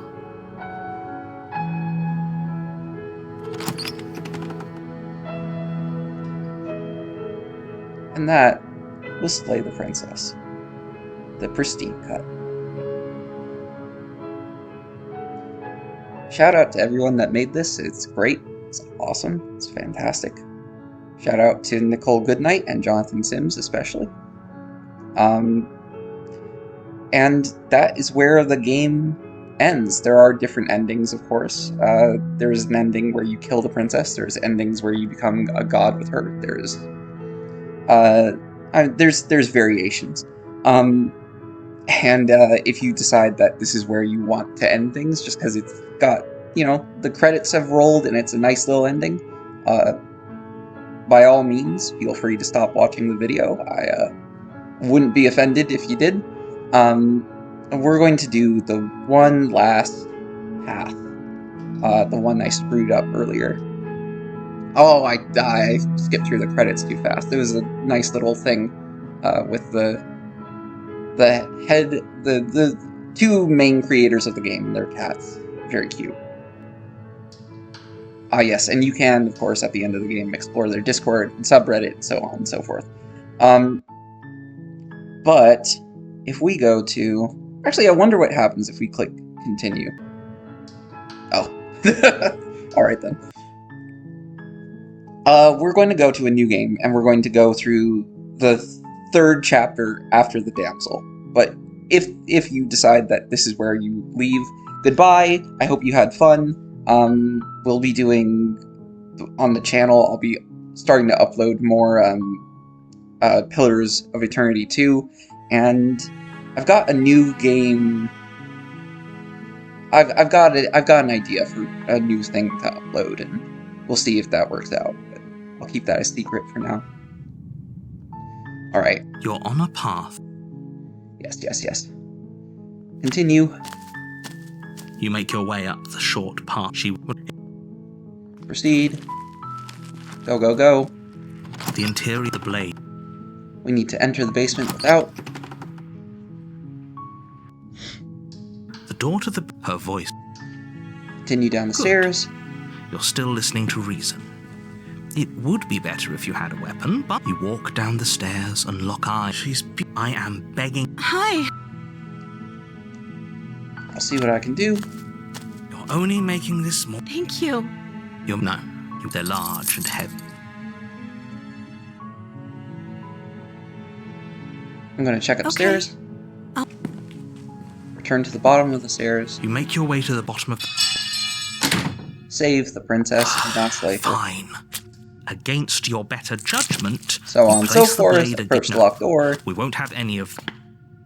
We will not slay her. Warn her. Stop that. And we will resist. The blade! Move the... And then she'll kill us. Then we move on. We go to the cabin. A warning. Before... Forget... But Smitten is still very excited. Sure, we proceed.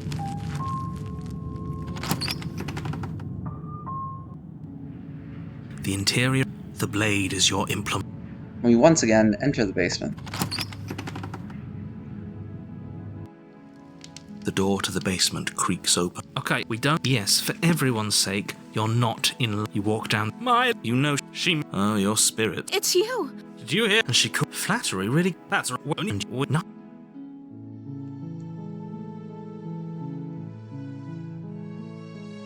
Sorry about what happened last time. I didn't bring a knife. I'm okay. What?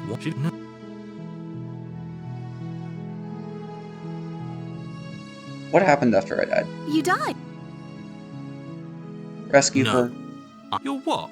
I would if you not you. I'd listen to him if I would. I can't believe I told you. I'm free. The princess, if only luck. Who needs a weapon? What do we do now? What do you want to do? Let me guess. End the world? I want you to tell me what you want. I just want to make you happy. There must be... But what would make you happy? I just want to make you happy. You have to want something more than just making me happy. Okay, I'll find something else. Okay, clearly something is happening here, and I'm very scared. What if we just don't do anything? What if we just stay here, nobody gets hurt, and we just figure out a way to be happy together? Oh, is that really what you want? If you think that would make you happy, then... Her eyes dart uncomfortably to the corners of the room. I guess we could do that. Oh, at least she's normal again. Normal again? Can't you tell she's sad? She's distraught. This is unacceptable. But she can't be unhappy about staying with us. Can she? No. It has to be him. It has to be this place. If we just made these walls more fitting for a princess, if we just say the right things, if we just showed her the contents of our heart, she'd be happy here. As the voice thinks its thought, your hands raise, fingers pointing towards your chest, and then... What? No, you absolutely do not do that. Oh, but I do. What? What is he doing? We can't see unless you tell us.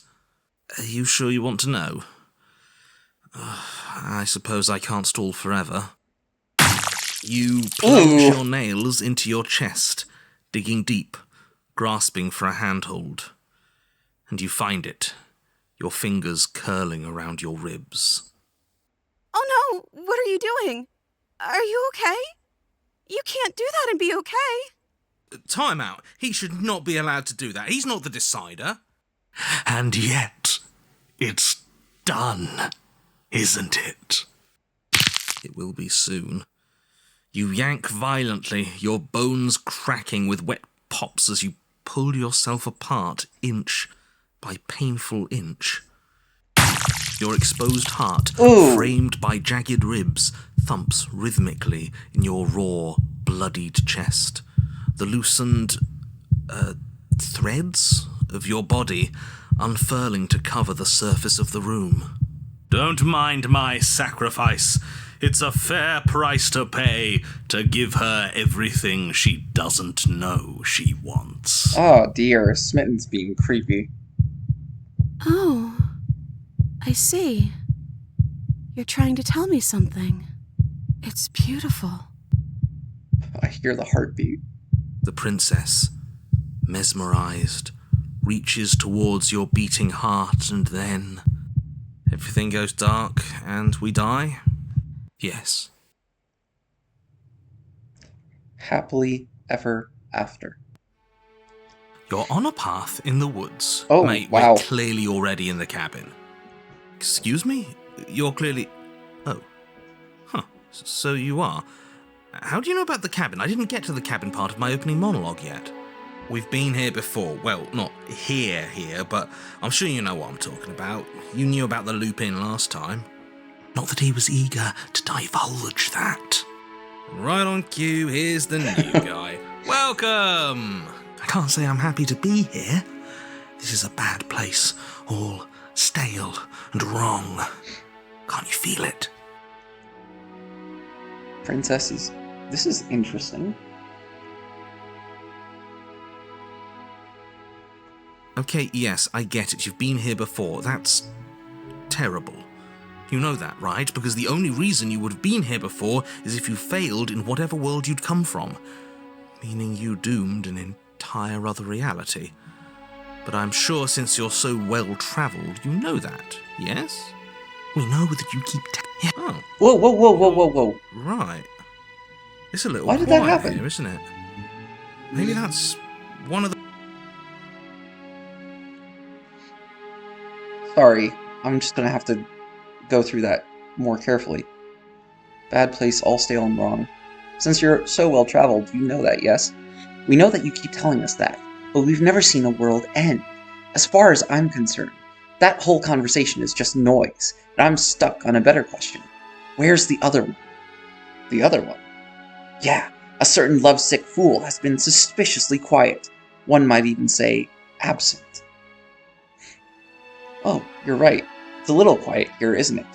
Maybe that's one of the rules. Maybe only one bonus voice is allowed to be here at a time. Bonus voice? I'm just as important as you are. I'm not saying it's a bad thing. All I'm saying is that it's my third time here and it's your first. You're not unwelcome, but from my perspective, you're definitely bonus. I'm going to describe the room now. The interior of the cabin is vast and regal. High-arched windows line the walls, their multicolored glass casting kaleidoscopic patterns across the stone floor. An iron chandelier hangs from the vaulted ceiling, its many candles lit with flickering light, vaguely illuminating the massive room. This is a house fit for royalty. Before you, there isn't a blade, is there? That's not good. Does it matter if the blade's here? We didn't use it last time, and the time before that, she used it to kill us. I see your point, but it's still an option that's been taken away from us. I don't like losing options. Yes, and it's an important one. It's your implement. You're going to need it if you want to do this right. And the fact that you're here, right now, again, means that you have not yet done this right. But it's not there, is it? We don't even get the choice. So, what are we supposed to do? I don't actually know. I'm sure it'll turn up somewhere. It has to. It's part of the whole structure of this place, I think. At the very least, it's important.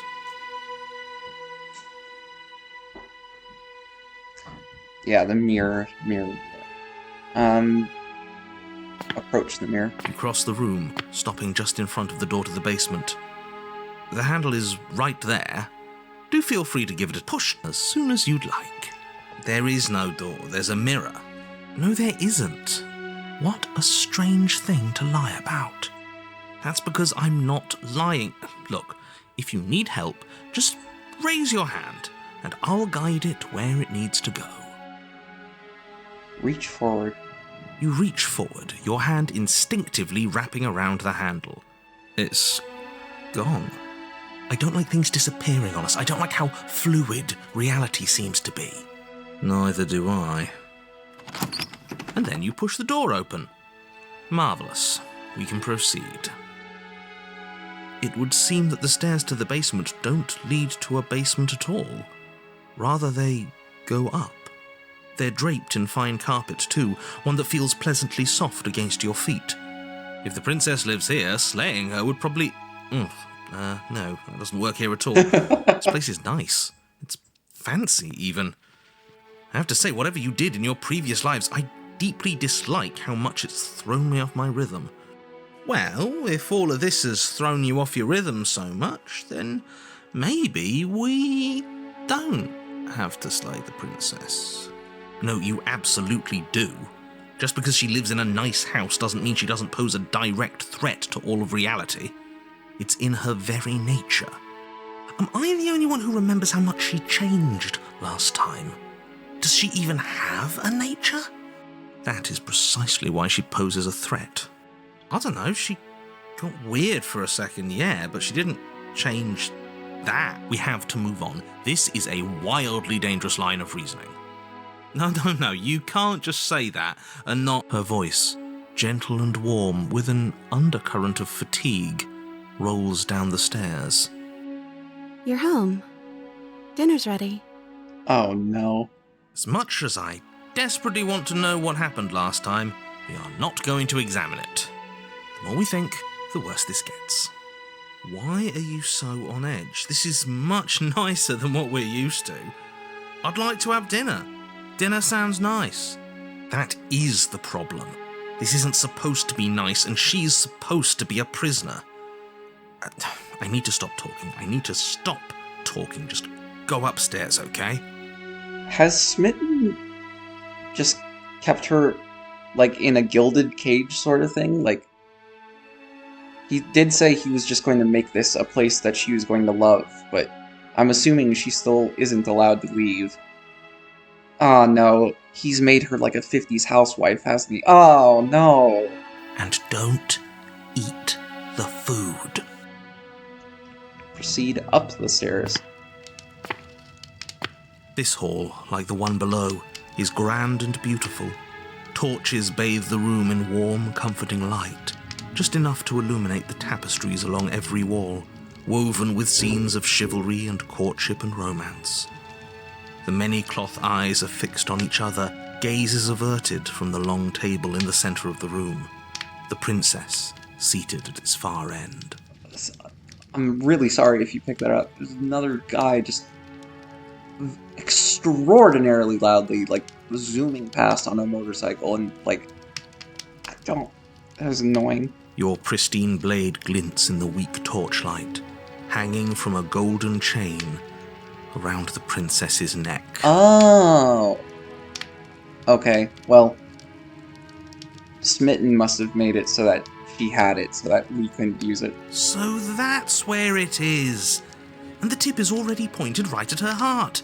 Okay, everything is falling back into place. All you have to do is cross the room, push down a little, and the entire world is saved. That's easy. Isn't that suspiciously easy? There has to be a twist. There has to be something waiting for us. You saw what happened to her last time. She's not what she seems. You're here. Now we can start being happy together. Why don't you sit down? Wouldn't that be nice? As the words leave her mouth, the torches flare and a chair swings in from behind, knocking your legs out from under you. You're forcibly seated at the head of the table. I like how much distance is between us. Okay. The visual storytelling, it's like film. It's like... Isn't that better? It is better, right? Surprised your voice, like, you're talking very quietly. I'm surprised your voice is carrying across the table.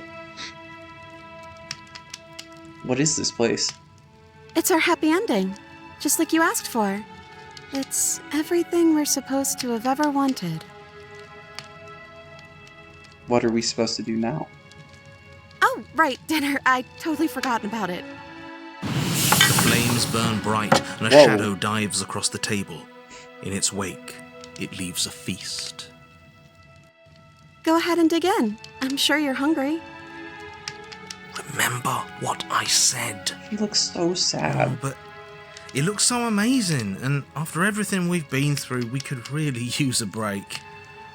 Are you sure we need to be so concerned? I'm not sure about anything, and that's the problem. For what it's worth, I generally don't think one should trust strange food that magically appears on a table. But nothing here is exactly what I expected it to be, so make of that what you will. Eat? You begin to feast, and the princess follows suit, her soft smile never fading. The food is more exquisite than you ever could have imagined. You sample countless otherworldly dishes, sauces and bread and hearty stews whose tastes dance across your tongue. You tear at hunks of meat practically melting from the bone, juicy and tender and bursting with flavors you could scarcely begin to describe. Your cup fills itself again and again with a flowery nectar so sweet it tastes like glimmering jewels. I don't... Wait, what? I don't know about this sentence. So sweet it tastes like glimmering jewels. I don't want to taste the jewels. This really is perfect, isn't it? It is the best meal you've ever had. Ah, good thing I didn't refuse it then. But then it's over, and you're just as hungry as when you began. Dang it. Wasn't that perfect? We should do it again. So... The shadow washes across the table, clearing and replating. The feast is once again laid before you. The food is good. Again. You tear into golden crispy flesh, dab at the slurry of aromatic sauces on your plate with thick-crusted bread, sip your goblet of sparkling gems. But you have done this already. And then it's over. And you're just as hungry as when you began. I'm starting to sense a pattern. You're still hungry too, right? I know this wasn't as good as it was last time, but we just have to do it again. That's all. It'll be perfect if we just do it again. Oh, this is sad. So the shadow sweeps over the table, clearing the old and laying out the new. And so you do it again. The meat is fine, the bread is fine. You sample the side dishes and they're fine too. You finish your goblet, the liquid within no longer glimmering on your palate, instead leaving your mouth coated in a tacky film. You put it down and it fills again. You do not drink more. Oh no. Now she's sad. So we had a mediocre meal. It's not a big deal. That's the trap. It wasn't mediocre at first. It's trending down. We're just getting a little sick of it. So what? We just have to try something new. I'm sure we won't be stuck eating the same meal forever. Regardless of quality, it's over again, and you're just as hungry as when you began. Again. No, something was wrong that time. But maybe I was just tasting it wrong. It looks just as good as it did the first time. It shouldn't taste like this. Again, the shadow replaces your feast. And again you eat. I don't want to eat anymore. I just want to take her out of here. The meat is greasy. No. The bread is tough, its crust hurting your jaw as you chew. The grey vegetables are barely worth the effort of picking through. You don't even touch the goblet, its sickly sweet aroma utterly unappealing. I'm so tired of eating. At least you still have the memory of how good it was the first time. Right? I'm so tired of this. As the words leave her mouth, one of the torches on the wall sputters and then goes out entirely. Oh no. What just happened? Did I do something wrong? A light went out. Maybe a coincidence. But maybe not. As if in response to the dousing of their brother, the other 3 torches blaze brighter, their flames licking at the walls. Their shadows deepen, dancing angrily across the stone.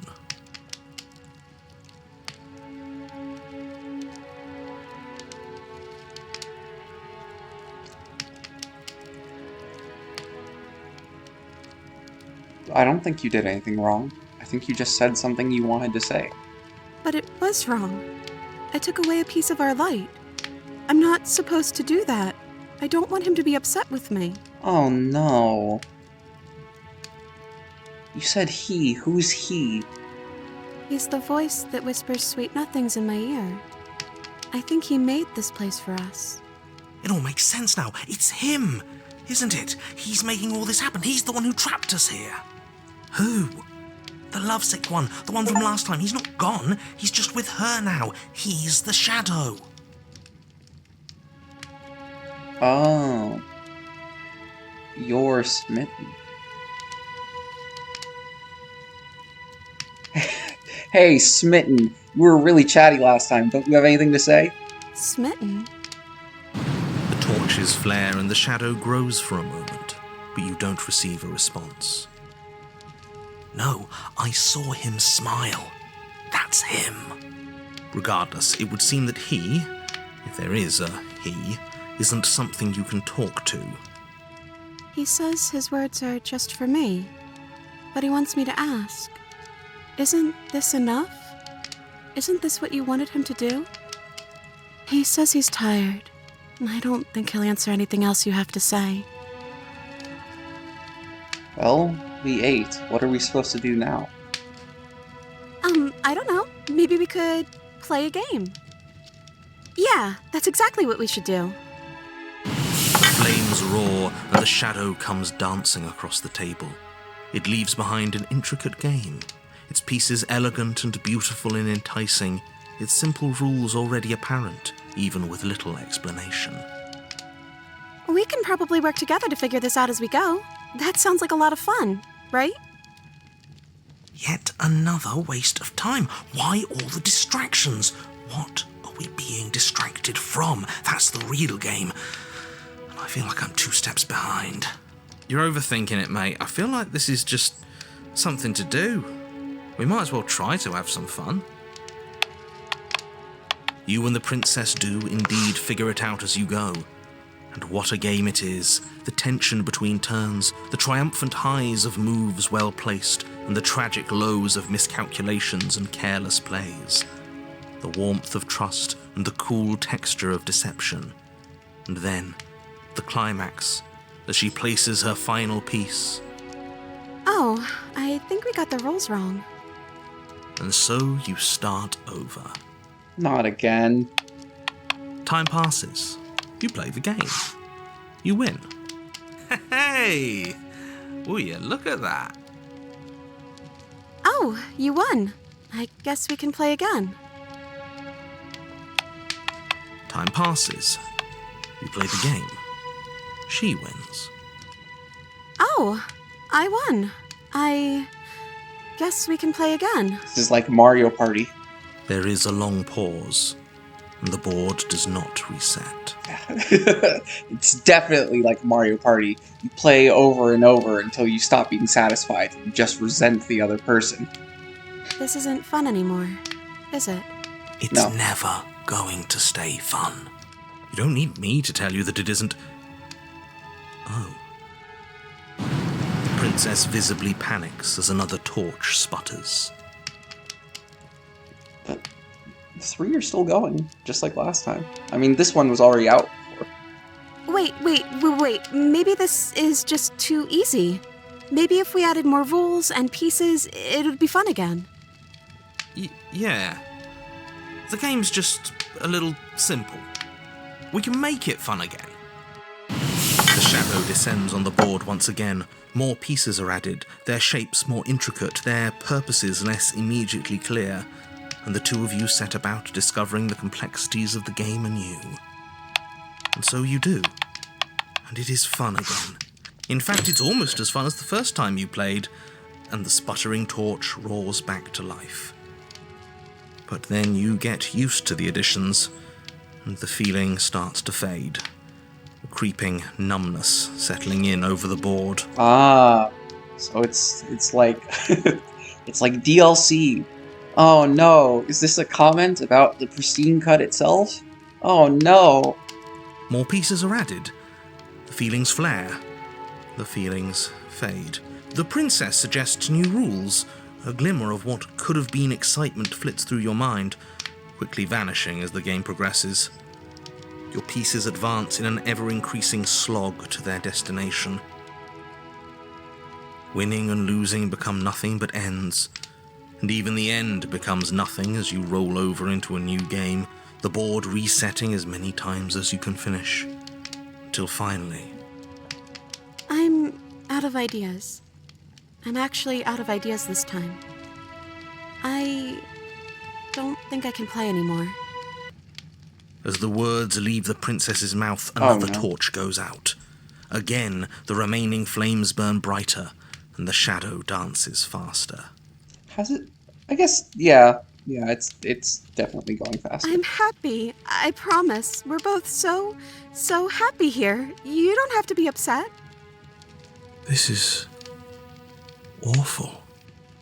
The narrator feels bad for the princess, huh? I think we all know that we're not happy. We just have to admit it to ourselves.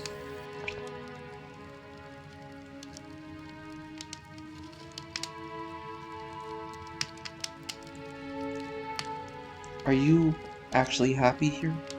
The princess starts to hyperventilate, her quick breaths punctuating the uncomfortable silence between you. Yes! Why wouldn't I be? Let's not talk about it.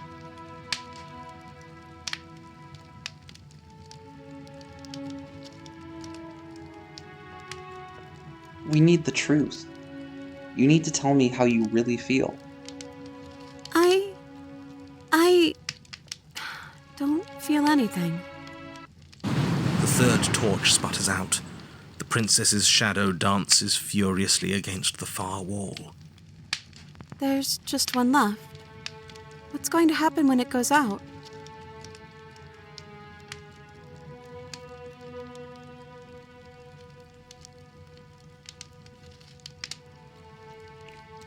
Don't worry about what's going to happen. If you could do anything in the world, what would it be? What would you choose? I think I'd like to dance under the stars. That sounds lovely. But there aren't any stars here. I'd have to leave. As she says that, The shadow rushes forward and tightens its grip on her wrists. Hey, I'm not happy here. I don't think I ever was. The princess sobs, burying her face in her hands as the final torch blows out.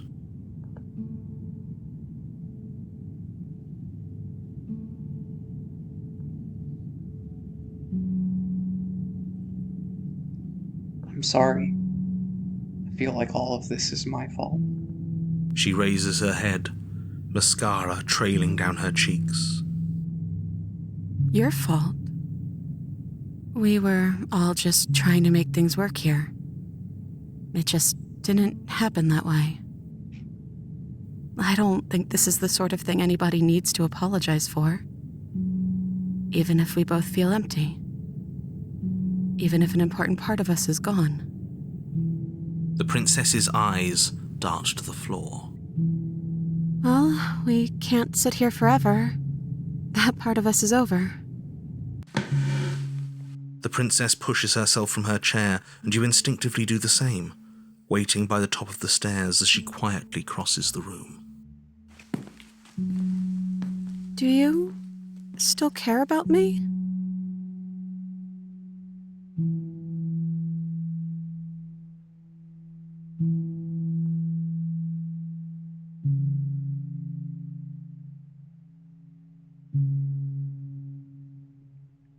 Of course I do.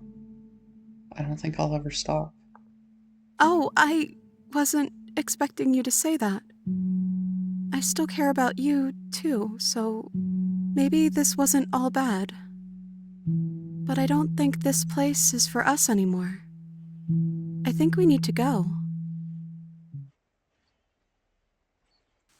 As the princess steps towards the stairs, you offer her your hand.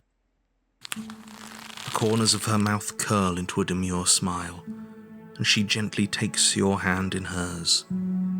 She's cold, a little clammy, but her skin against yours is the most real thing you have ever felt.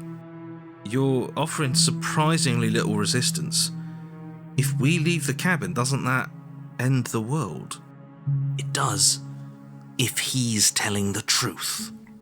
Yes, well, I've seen my fairy tale ending, and I think there might be worse things than the end of the world. Oh, that's a really cool way.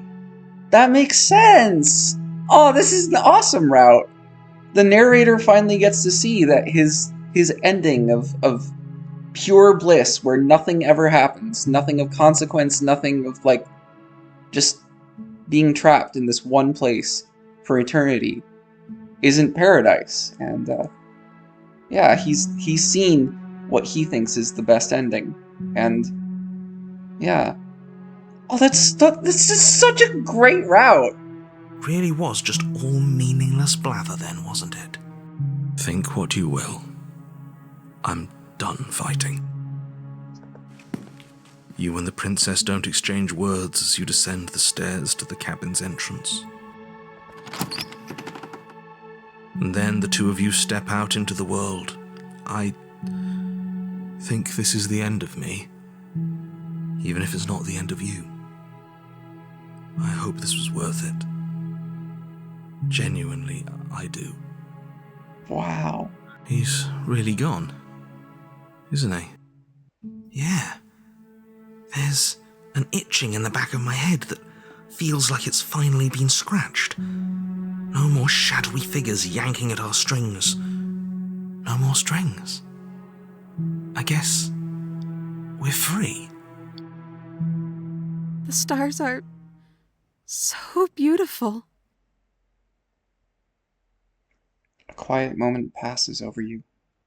A comfortable quiet. I meant it when I said I wanted to dance. She gently pulls you forward, and the two of you fall into graceful step. The only rhythm that guides you is the shared thumping of your hearts, beating in perfect unison. Her face, worn and tired, brightens the faster you move, a soft, sad smile widening and widening until it reflects only genuine affection. You send her out in a wide spin, and your arms stretched to their limits, only the tenuous grasp of your hands and hers holding you together. You share a gaze that feels like it lasts forever.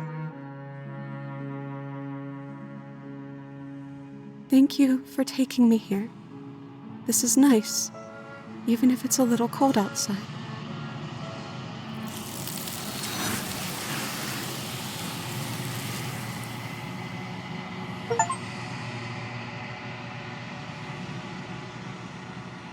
But you do not get the chance to respond. Something has taken her away, and it's left something else completely. She's gone. And is that a... There's something dreadful about it calling us. You're right. I should feel better with it. I'm begging you, don't.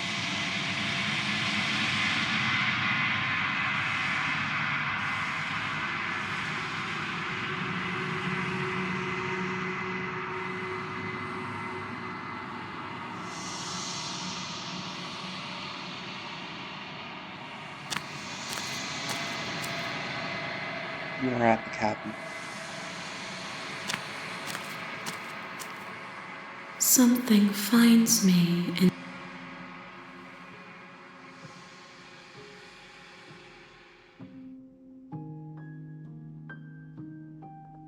she.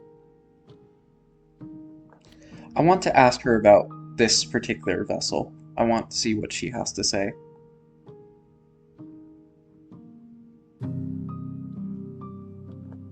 I am thoughts. I think that we. Gift of a fragile vessel? Yes, this one is a song. Do not mourn her.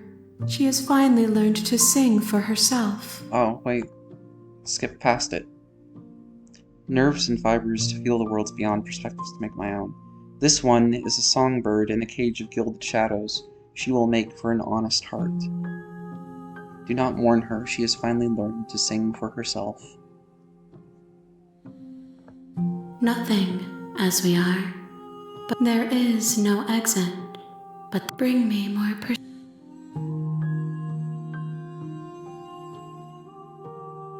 She asks that I tell you to remember her.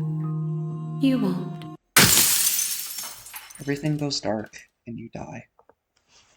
Well, that was a great route. Share your happy ending with her. You're on a path in... Alright, I think that sort of beautifully caps off where Slay the Princess ends. It would have been nice if that had been part of the actual ending, if I hadn't accidentally gone over it during the full playthrough, but yeah. Yeah, so I guess for the last time for Slay the Princess, this is, that's it. We're going to call it there, and I'll be back, and I'll be uploading more Pillars of Eternity 2, like I said, and I've got another thing in the works, so we'll see. We'll get it all, sorted, and eventually, eventually I'll have a new playthrough, new thing to upload. But yeah, otherwise, hope you have a nice day. Like, comment, subscribe if you want to. I feel weird doing the call for action, but, you know, there you go. Bye, everyone.